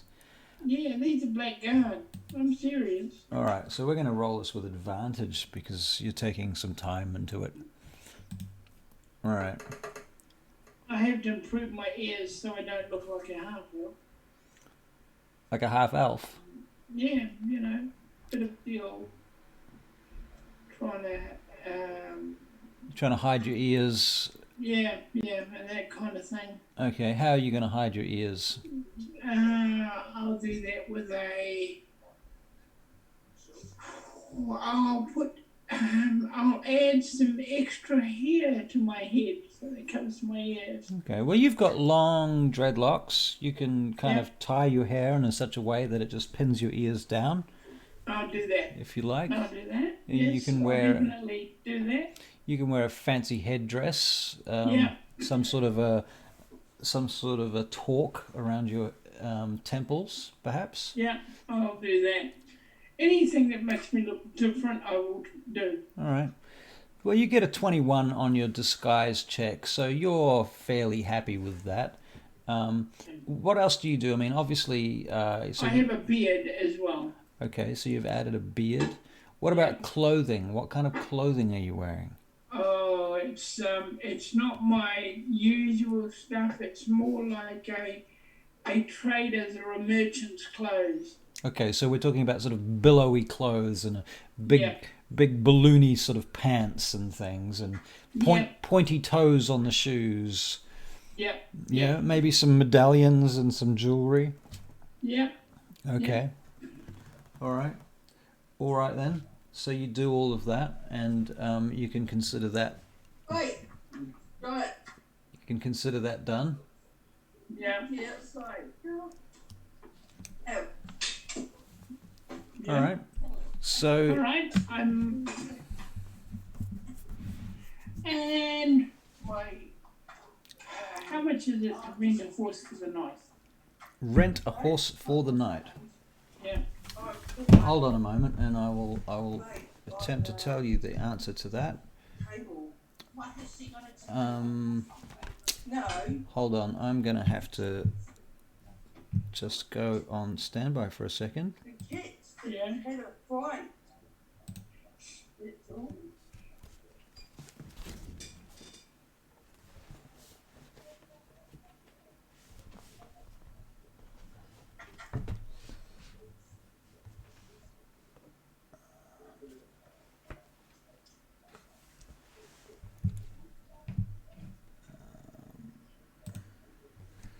Okay. You can rent a horse for about 5 silver pieces for the evening. Can you still hear me? Yep. Okay, all right. Okay, I'll do that. All right. And saddle as well. Okay, yeah, that includes the saddle. That includes everything that you need. Okay. And it's a All right. fancy horse too, for 5 silver. It's got like tassels on it and stuff. It looks like a merchant's horse. Yeah. And if it doesn't, I'll do it up to make it look like a merchant's horse. Alrighty. Okay. And I'll get some crap that I have Mm-hmm. and put it on the horse. All right Racing then. stuff. Yeah. Very good. Very good. So you do that. Done. What are you going to do now? All right, go to the inn. All right. So you travel across the town and you head to the Vaingate Tavern. Yep.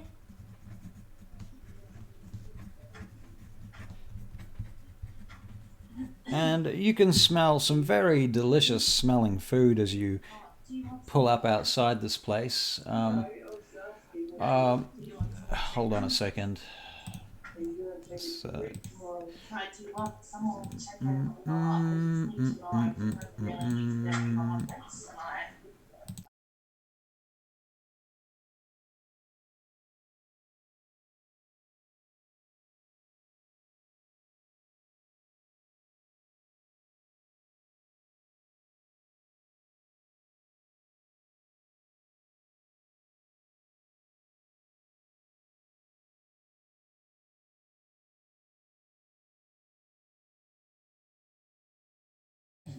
Yep, got it. All right. So you get over to the tavern. And Yeah. as I say, there's some amazing smelling food coming from the door as you pull up, and you tie the horse up outside the front.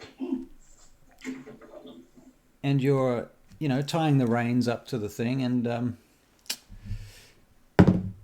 you see this halfling standing outside the front of the tavern, looks up at you, Yeah.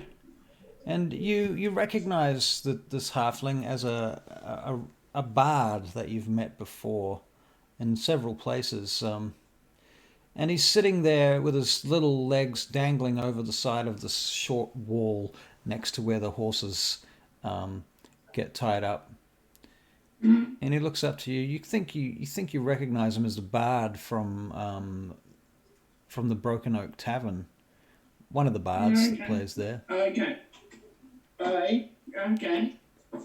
But he looks up at you and he doesn't seem to recognize you. And he just sort of nods. Hey there.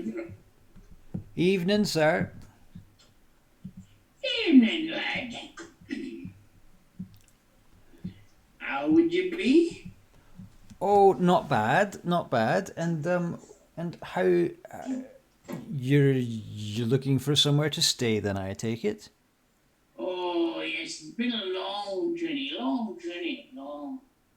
And where are you coming from, my lord? Oh, I come from, Daggdagill, long way. Oh, that is a very long way, Daggdagill. Looking for things to trade, Oh yes, very well. Well, I've taken the job here as footman, sir. So I will.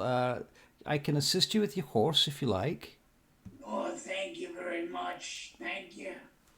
And I'll just take that to the stable for you if you went, and then when you're ready, just come out and I'll be here, and you can toss a coin to your stable boy, and I'll come back with your horse. Oh, that'd be great. Thank you. And he takes your mule, your horse, your fancy horse, round to the stables. Yeah. And it occurs to you that this bard must have fallen on hard times to be working as a stable boy. It's all right. It's all right. None of my business. Don't want to be talking to him too much. Right. Okay. Okay. Go in the inn. All right then. You head into the inn. And yes, there are a number of number of things going on besides various patrons and what have you. You scan around through the conversations that are going on around you. People are talking about hard times and money, and apparently there was a big gladiatorial combat today in the arena over in Raxthasis, in the Bentharam district, which is the military district where the arena sits. And there were, some casualties that were not expected. That kind of thing going on. Yeah. Somewhere else you hear a conversation about the price of linen. Yeah. And how linen seems to be being affected by the war in the West at the moment for various trade reasons. That's the kind of conversation you're hearing over there. And as you're scanning the room, you see a number of fellows, men and women, over at a table by the window in what you would consider a very tactical position. Mm-hmm. How many? There's about 5 of them. 5. Yeah. Mm-hmm. Yeah. Okay. Do they look like they're settling in, or they just got there? Oh, you would say that they look like they are settled in. All right. My next question is... Yeah.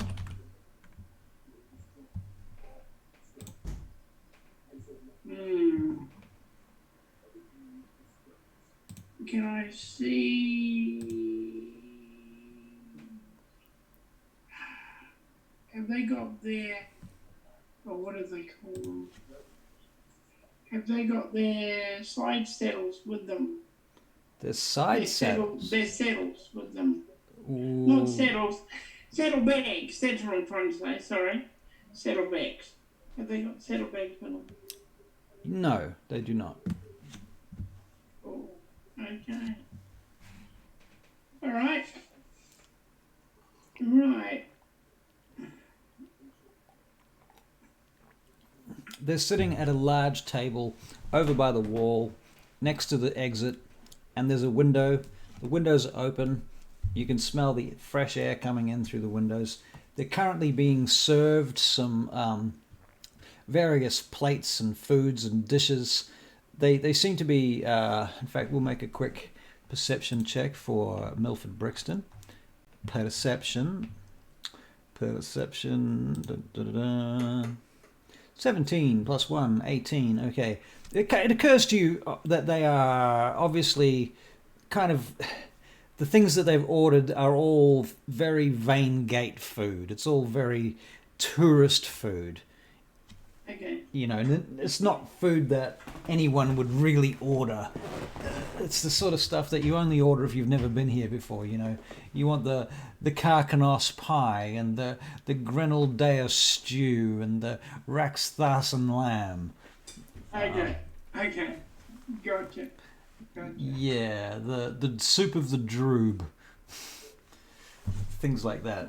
And you for sure know that the soup of the droob is not something anybody really should eat. In fact, if this is the authentic stuff, it'll probably make them sick. Because the soup of the droob is like full of bits of eel and stuff out of that shitty, dark, nasty river. Okay. All right. I hope they eat more of that. Right.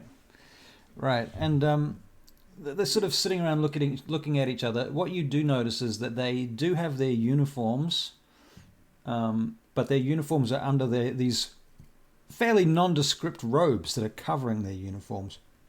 Okay. You see the glints of their weapons as well at their hips. Okay. All right. So most of the weapons I can see are at their hips. Yep. Okay. They look like they're fairly armed to the teeth, to be honest. Okay. I just sit and watch them for the evening. All right. So you're sitting there and watching them for the evening, and over time, what you... I'll get me yeah. I'll get me a rim too. Okay, so you go to the innkeeper. It's a lady. How much is it for a room, Muggle?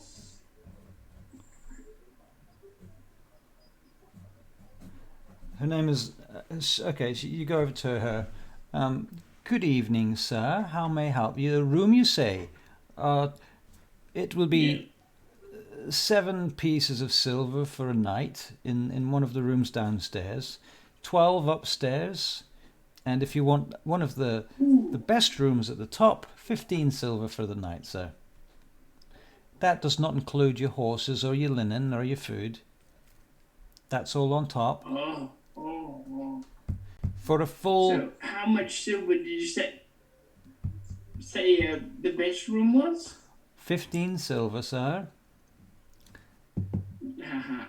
Okay. That'll get you the suite Thank on the you top floor. very much. Okay. 15 silver.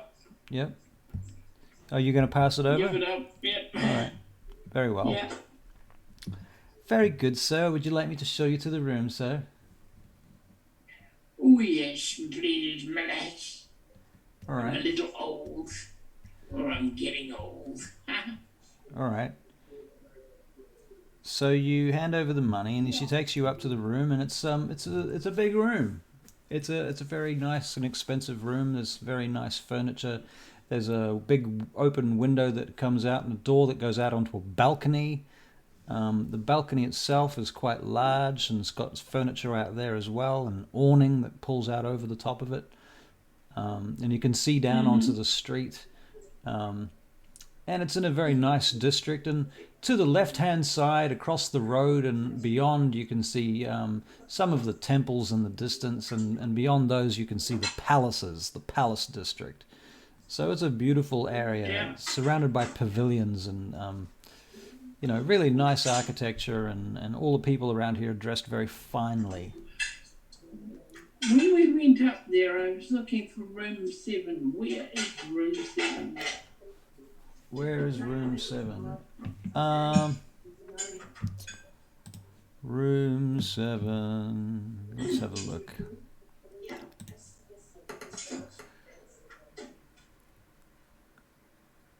Room 7 is not on your floor.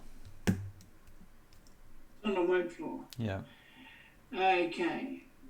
Did I pass it? You haven't seen it. Ah. Okay. But it's not on your floor. Okay. We know it's not on my floor. So I go down after seemingly settling in, Okay. and I come down. Yes. All right. So you see that there's an entrance onto the second floor and the first floor. Okay. I take those entrances. You go through? Yeah, Okay. because I'm a traveller. I don't know where I'm going. Right. Well, apparently room 7 is not on the second floor either. And so you go down to the first floor, and lo and behold, that's where room 7 is, at the far end of a corridor, at the back of the building. Okay, all right. Just don't know where that is. All right. All right. Now I go down to the end so as to make no suspicions and sit down and watch them. All right. All right, so you go back in.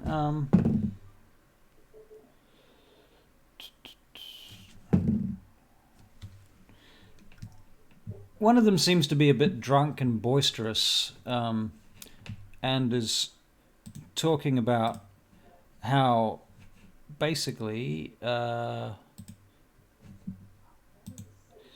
he's saying, I want to go home, Usan, and I don't like this place. I don't like these humans. I don't like these smelly places, these quarters. I don't like the beds here. I don't like the bugs. I don't like the traditions, and I hate this food. And she turns back to him. Londrel, be quiet. don't offend these people. We're not here on some sort of holiday. This is not a vacation for you. This is business. So perhaps you should remember your time in the mountains against the orcs. Perhaps this is more akin to that. Perhaps you need to consider this. And she leans in and she says, perhaps you need to consider this more of a war mission. You know, this is not a holiday. And he kind of drunkenly looks around. The woman, Usana, looks over at you. How are you, what are you doing as you are sitting there? I'm drinking and I'm having a quiet drink. Trying to keep myself, surreptitious as possible. Acknowledge it because I have nothing to hide. All right. Very good.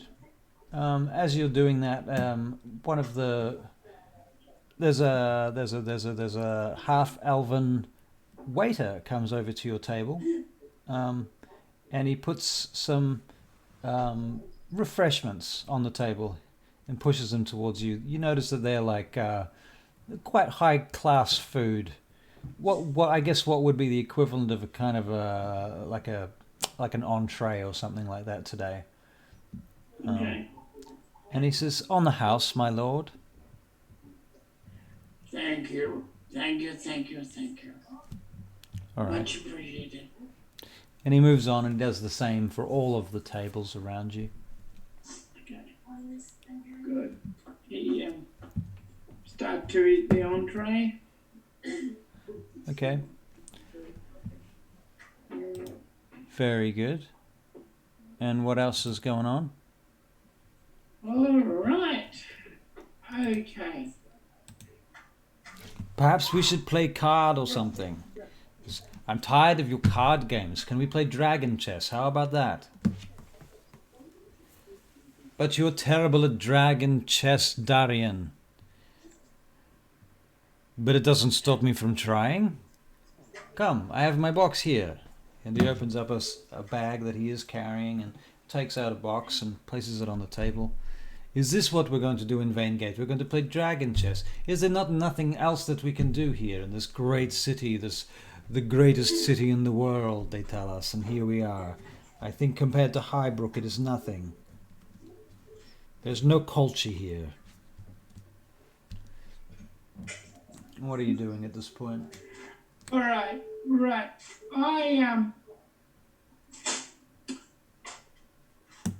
I say culture, my lord.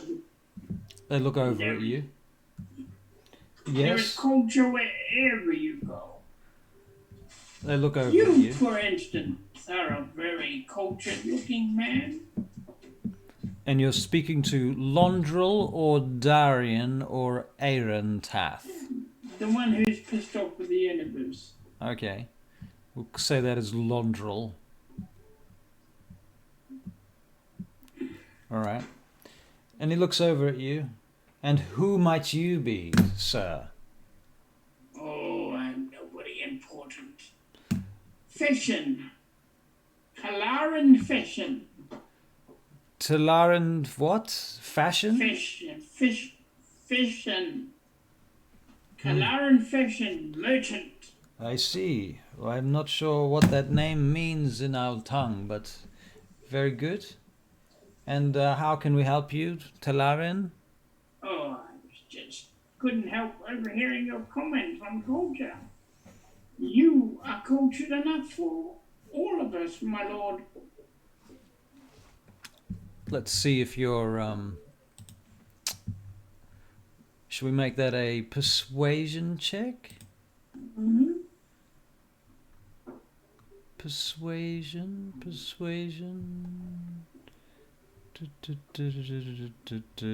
Here we go. Oh.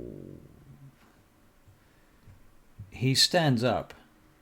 He says, "Are you insulting me?" The others are like, Stop it, Londrel, it's not important." No, this man is insulting me. Let me deal with this." You see, the woman rolls her eyes, and he steps over towards you, You. What did you say your name was?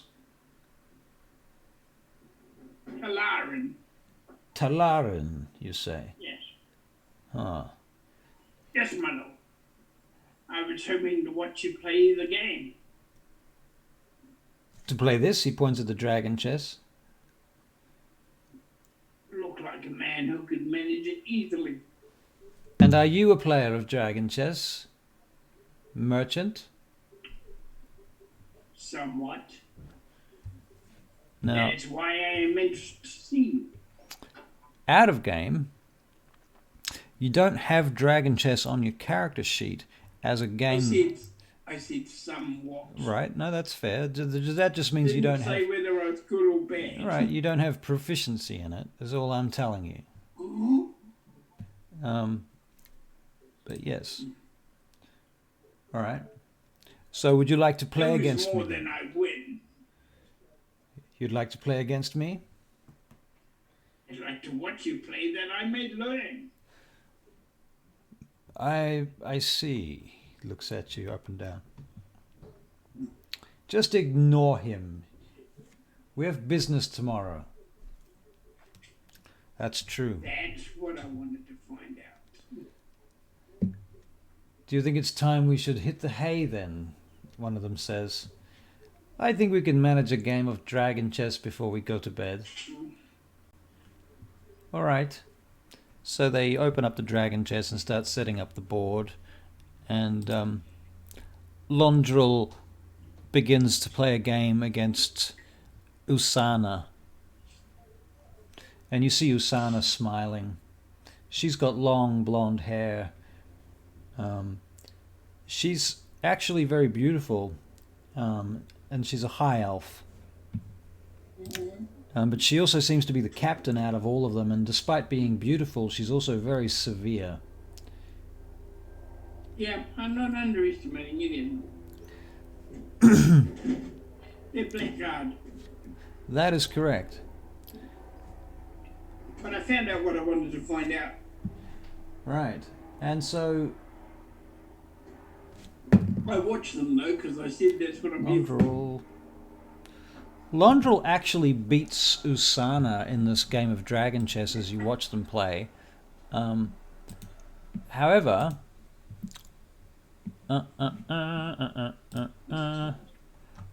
you're going to make a what do we call that? An insight roll. Here we go. Insight. Boink. And you're not sure, but you wonder whether or not Usana is really playing the game and paying attention. She seems to be looking over in your direction almost as often as she's looking at the board. I continue to pay no attention to the fact that she's looking at me a lot. Okay. All right, and then after the game is finished, they have one more round of drinks, and they drink very expensive elven wine in shot glasses, sort of thing. Not glass, because glass is very, very expensive, but little cups, miniature cups like thimbles. And they shoot this stuff back, and then these 5 elves head on upstairs, and 3 out of the 5 of them nod at you as they leave, giving you the merest impression that they acknowledge your presence. And the other 2 don't even acknowledge your presence. They just walk past your table without even looking at you. Okay, no, that's fine. But the captain out of them, she looks at you. She nods. And all right. And after they're gone, you notice that there's this palpable kind of relaxation of the tension that's in the room prior to them leaving. Yeah. The bartender and the various other patrons seem to relax somewhat, just knowing that they've gone somehow. And okay. Yeah, and things begin to quieten down about that point. Mm-hmm. Okay. Well, I found out what I wanted to know. All right. So I'll go back and see if there's. He said that this guy would show up at the inn on what day? Tomorrow, and that was the day that's just gone. Oh crap! I missed it. Okay, all right. I'll make my way back to the barge. All right. Mm-hmm. So you're not going to stay the night at this inn? You've paid for it.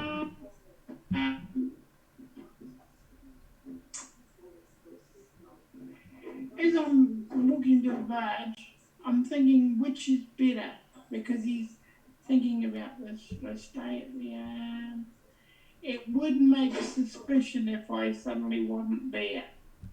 So he goes back to the inn.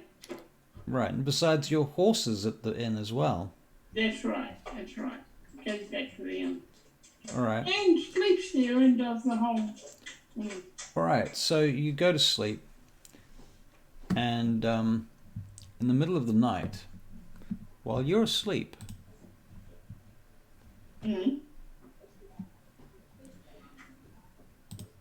you wake up, and there is a hand over your mouth and a blade at your throat.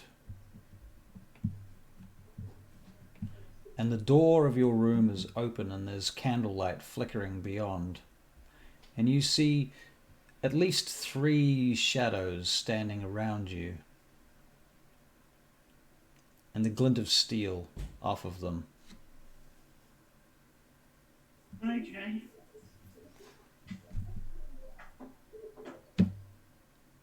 Where are they holding me? Well, you're in your bed, so you're lying down. There's a sword at your throat, and there's a hand on your mouth.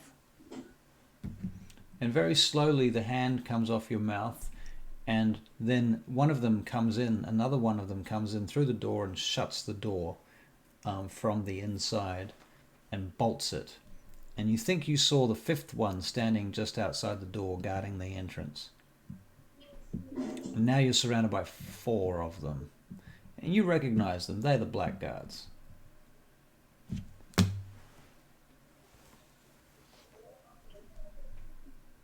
Okay. Who are you? Who do you think I am, young one? I think that you're some kind of spy. And he tugs at your face and your beard comes peeling off. I think that would confirm my suspicion. I wouldn't call me a spy. Then you have some form of explanation? I've always got an explanation. It's whether you believe it or not that matters.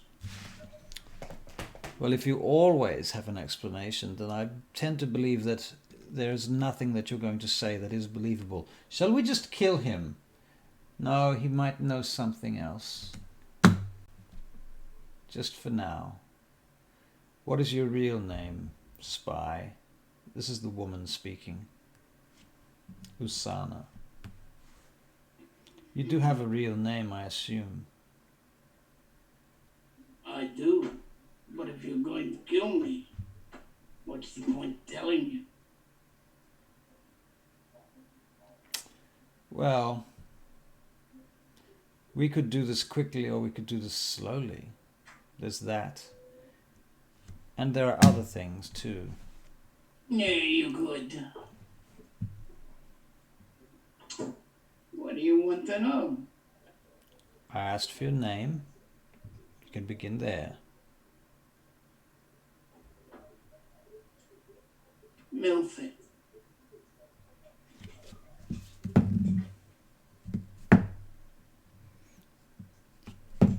They look at each other and they nod. That sounds like it might be true. What else? Who do you work for, Milford? I work for anybody who will pay me. And who are you working for right now?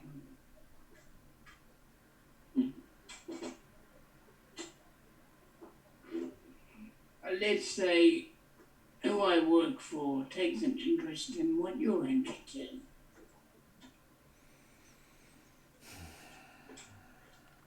They want to make a deal with you. Who is that? All you need to know is they're prepared to pay you. One of these. What you want to get. One of these guys grabs you by the shoulder, and this burst of electricity runs down his arm and bursts into your arm, inflicting 9 points of damage to your character. There's smoke coming out of your clothes there, and you've got this quite a severe burn inside your shoulder and inside your clothes. It's very painful. I think you should start talking, Mr. Milford, whomever you are. Tell us who you work for. The woman, Usana, she holds up her blade like so, and in fact, hold on a second, I need to just quickly do a little research on a thing.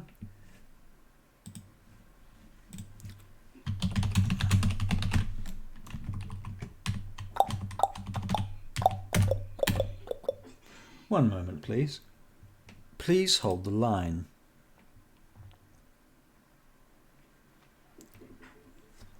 Okay, so she says this. She makes this phrase in Elven, and you don't quite catch the words.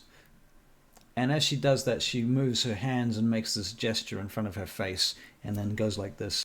And there's this boom, as this the space around you becomes electrically charged, and you sort of get the sense of this shock wave go boom, and then the air around you in a space you can't quite tell. It seems at least as big as this room. The whole room seems to be permeated with magic right now, and you can almost see little dusk motes floating in the air around you, filled with magic.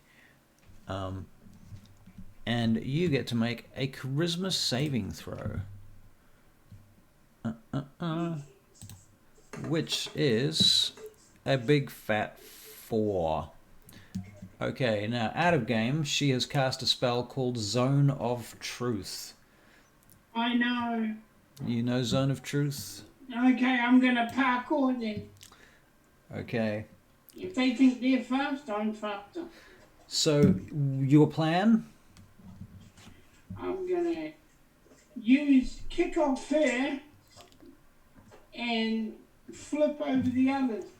You said that there were things up in the roof. It's a high roof. So he's going to use that high roof to swing himself to the window now. Okay, so you're going to use parkour to get to the window and smash your way out, I take it, because the window's closed right now. Yeah, I'm not gonna wait around and discuss it with them. Alright, here we I know go. what that is. Acrobatics. A huge 11. Oh, shit. Why does it never work? How the hell? Miraculously, not a single one of them manages to catch you, despite your rather awkward fumble to get to your feet. You literally just surprise them by standing up, and then you sort of start moving towards the window, and at some point they haven't kind of realized what you're about to do. When they do realize, they immediately draw their weapons, and it's initiative. That may or may not change your plan of action. I'm going under and over like I did with the orcs.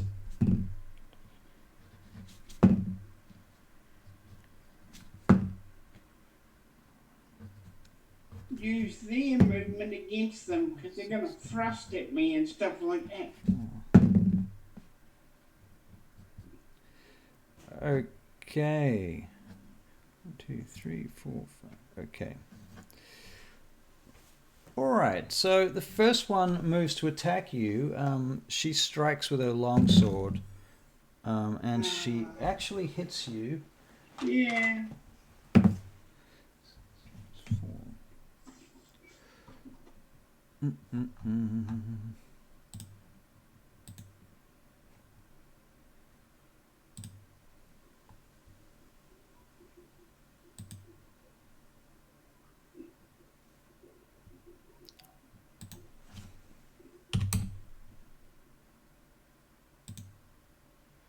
Okay, you take 10 points of damage from the first attack.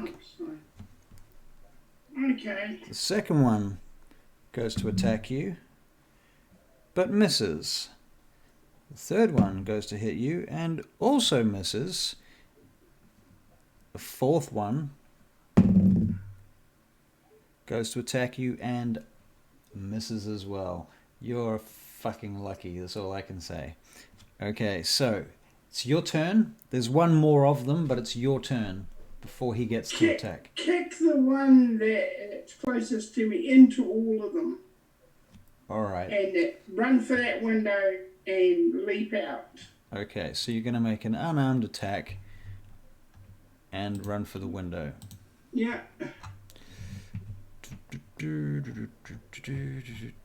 Where is your actions? Okay. Unarmed attack. Oh my god, okay. Alright, the attack itself misses, but you run for the window. Yeah. You get to the window. Smash through it. Smash.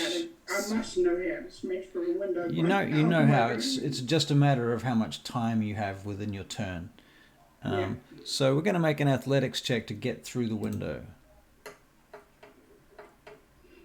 14 plus 3, 17. All right, you smash through the window and you go tumbling out through the glass. Well, it's not actually glass, it's just a shutter. Yeah. Okay. You smash through the shutters and you would go tumbling down from the 3rd floor. Yeah. Try and get something I can grab. Okay, so we'll make an acrobatics check as you fall. Yeah, that's what I'm trying for. But you roll a natural 20 and you manage to land on an awning. Okay. And from that awning, you bounce up and off and are able to land on your feet. Okay. And at that point, you see that halfling who's laying there on the side of the doorway next to his loot.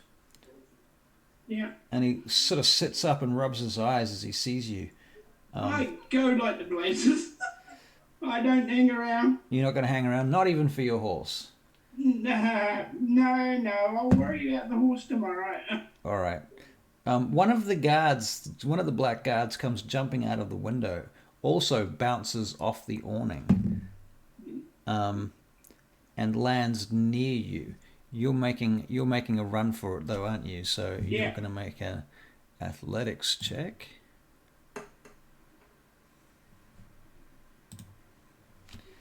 Okay. Flip round. If he gets too close, flip round behind him and stab him in the back. Okay. Well, that's a great description. I'm not sure the dice will work that way. Okay. So. Well, yeah. All right, your athletics check was a 13. He makes a 19, so he actually manages to catch up to you. He's going to try and grapple you with a strength check, which is a 15. So you're going to make a strength check against 15. Oh, man. You slip and fall on your back. And he pins you down on the ground. At that point, the halfling stands up. Now, you're no longer wearing the thing on your face, are you?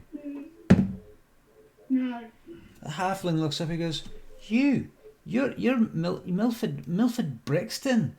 Okay, I headbutt the fella in front of me, holding me down. Right, because the guard looks over to the halfling when he says that. Yeah, I headbutt him straight away.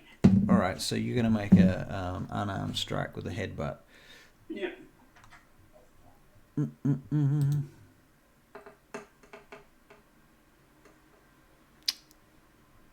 Not having a lot of luck here. Does not connect. Okay, all right. Another one of the guards jumps out the windows. He's got one of my He's got my arms, hasn't he? He's got your chest. He's got you pinned to the ground with his knee on your chest. And him in the balls. Slide my hand up his leg and smack him in the balls. Okay. He must have balls. Well, he goes to hit you, but you manage to grapple his sword, right? Yeah. Yeah. So you're grappling his sword, and then you're going to try and hit him with a kick. I'll hit him. You know how? Can I reverse the sword and put it up his? You know. Don't know if I can say that. 15. Yeah. Reverse the sword. Use the. Okay, you managed to give him a kick in the nether regions. Okay.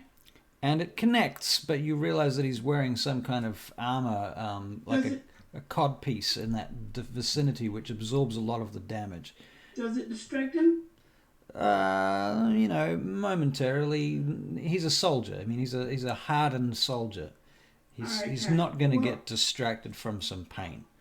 I'm gonna roll away a little from. You hear another pair of boots land behind your head from the window above you. But at that point, the halfling bard, sits up and begins playing the song, and gives you inspiration. Okay. All right. And he's singing, Milford Brixton was a hero, and off he goes, and so you start to feel this magical sense of power and entitlement to survival. Okay. All right. And the second guard comes over to boot you.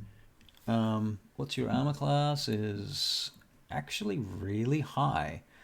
Okay. And he misses. You roll out of the way, breaking up from the other two.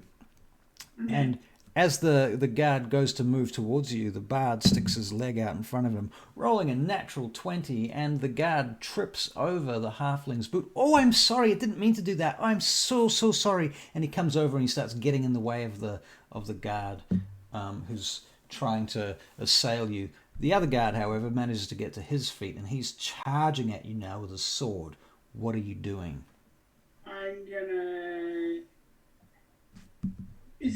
Are we facing face to face? Yes, you're facing face to face, and you're both standing up. He's charging at me with his sword. I do a sidestep and hope he hits what's behind me. Okay, so you're going to try and dodge. Yeah. All right. So one moment.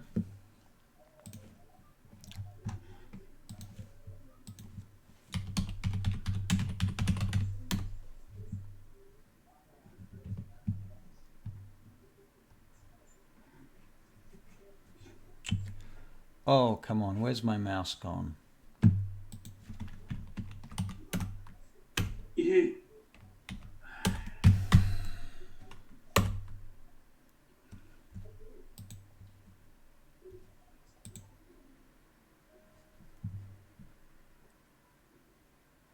Okay, so they go at disadvantage for the next round while they're attacking you, but you cannot attack while you are dodging. Okay, he misses. This is a pure dodge. Yep, the other guy misses as well. All right, now what? I'm out of there. Okay, so... no. You know, jump, run. Okay, so you're going to disengage? Yeah. Or are you just going to run? I'm going to disengage. Okay, so you disengage. They get to attack you again. One of them hits you. You take another 10 points of damage, I'm afraid. Ooh. But you have inspiration. Yeah. From from that guy. Yeah. Would you like to use it? Yes, please. All right. I'm going to parkour myself right out of there.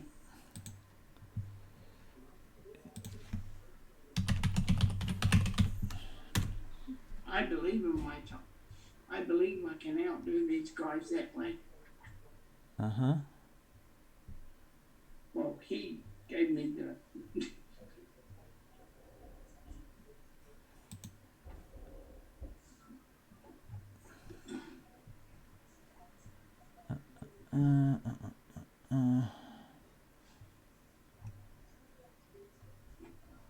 Where the hell is it?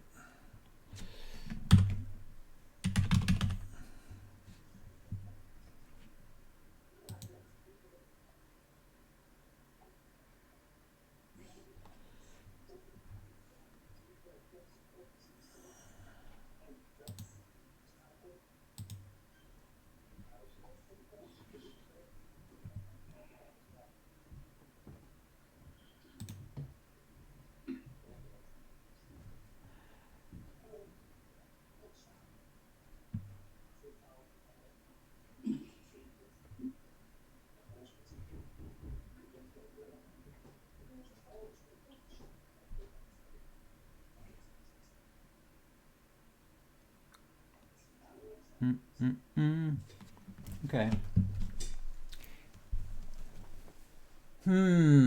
Typically you can't use bardic inspiration to get out of this particular situation, but I feel that it would be contrary to the story and the narrative to do that, so we're going to break the rules for this particular thing and let you have a shot at acrobaticking your way out of that hit. So I'm going to let you roll an acrobatics check with a d6 bonus on the end of it to see what you can get. If it fails, you are unconscious. If it succeeds, then you get away. All right? Okay, all right. So here we go. Dexterity, acrobatics, +7 is a 10. That's going to be a 17. Plus your d6 die on top of that is a 20. All right, save the day. So using your bardic inspiration and with a very nice dungeon master, you managed to avoid that last attack, leaping backwards and flipping back onto your feet, and you basically just spin and run, and you dive down an alley and run for your life. Yep, I do. All right. And you get away. Literally. Yep. All right. All right. In the meantime, and as you're running away, you can hear them rallying against or railing against this halfling bard who apparently just saved your life. And when they're running against them, how bad are they railing? Oh, you don't know. You're running for your life. You just hear them. You hear the sound of a boot.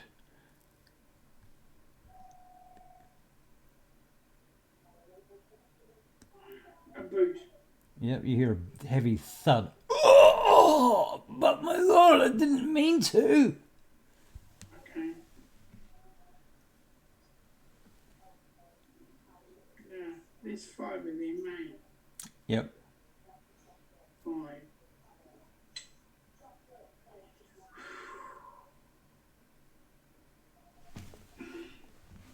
Okay, I have to make a decision. I'm going by the roof and I'm going to see what they're up to. And I'm going to make sure my shit, my silhouette doesn't show up on the roof. All right, so you're going to... They think I've made a run for it, but the bard doesn't deserve that. The bard saved his life. That means something to him. All right, so you attempt to stealth your way back up onto the roof of a nearby building, yeah? Yeah. You're going to use your acrobatics to get up there. Yeah. Okay, you manage to get up there, and you see them beating the crap out of him. They're not killing him, but they're kicking him and bashing him. And you can hear them asking, they're interrogating him essentially, do you know that man? Who was that man? Who's Milford Brixton? I heard you say that name. I don't know, Milford Brixton. I don't know what you're talking about. Oh, God, get off my hand. Oh. I'm Milford Brixton, cowards. They look Come up and and get see. me if you want me. One of them pulls out a hand axe from inside his clothes. Go! I move. Throws it at you. I'm gone before he can. I expected something like that. Uh-huh. Okay. I thought it would be a bow and arrow, but... Plus 4. Yeah, that hits you.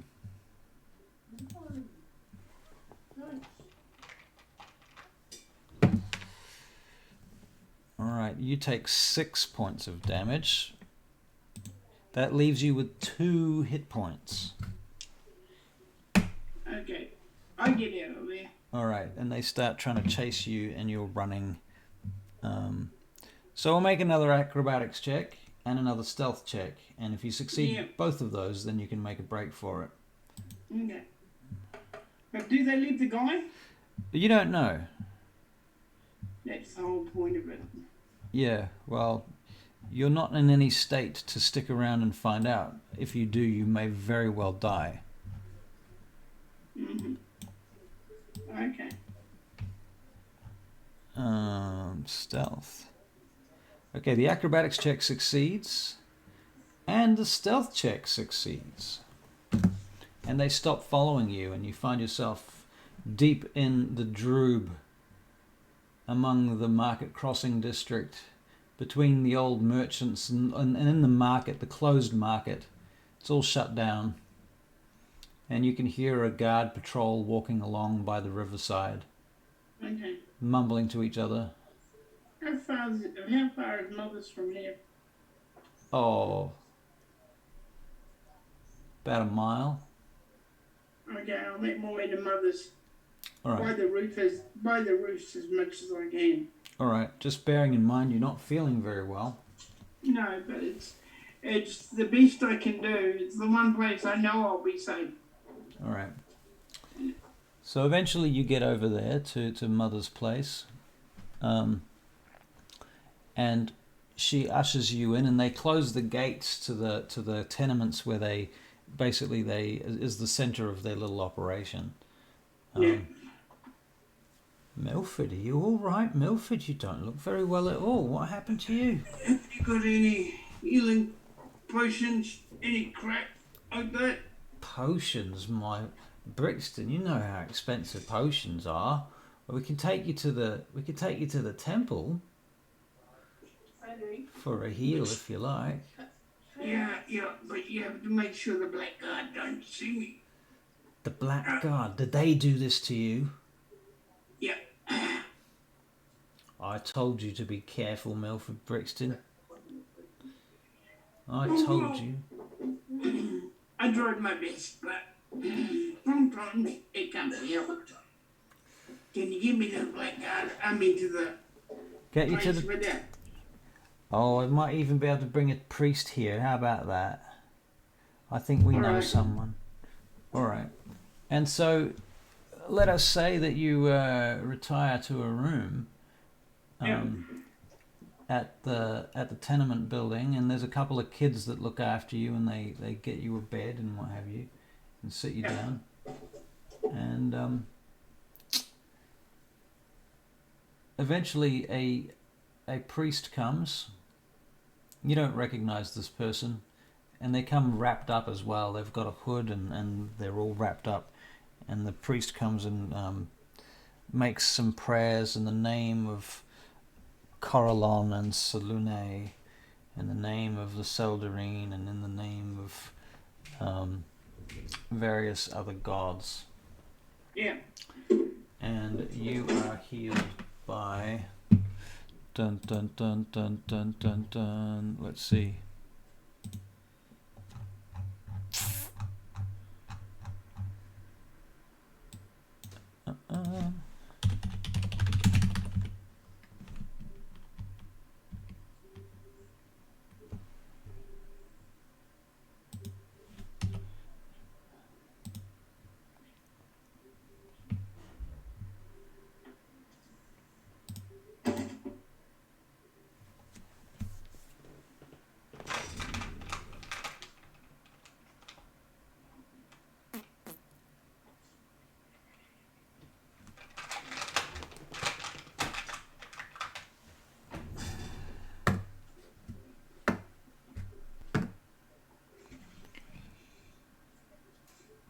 So you get healed by 14 hit points.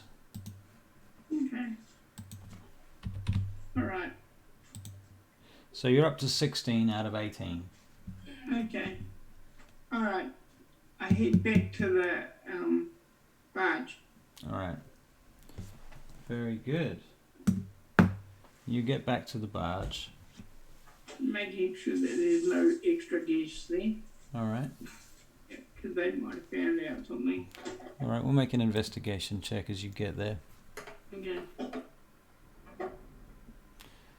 Well, you're a bit distracted, so you're not really sure, but in the cursory look that you had, there wasn't anybody looking around while you were coming down the hill and walking towards the barge, so you're not sure. Alright. I'll take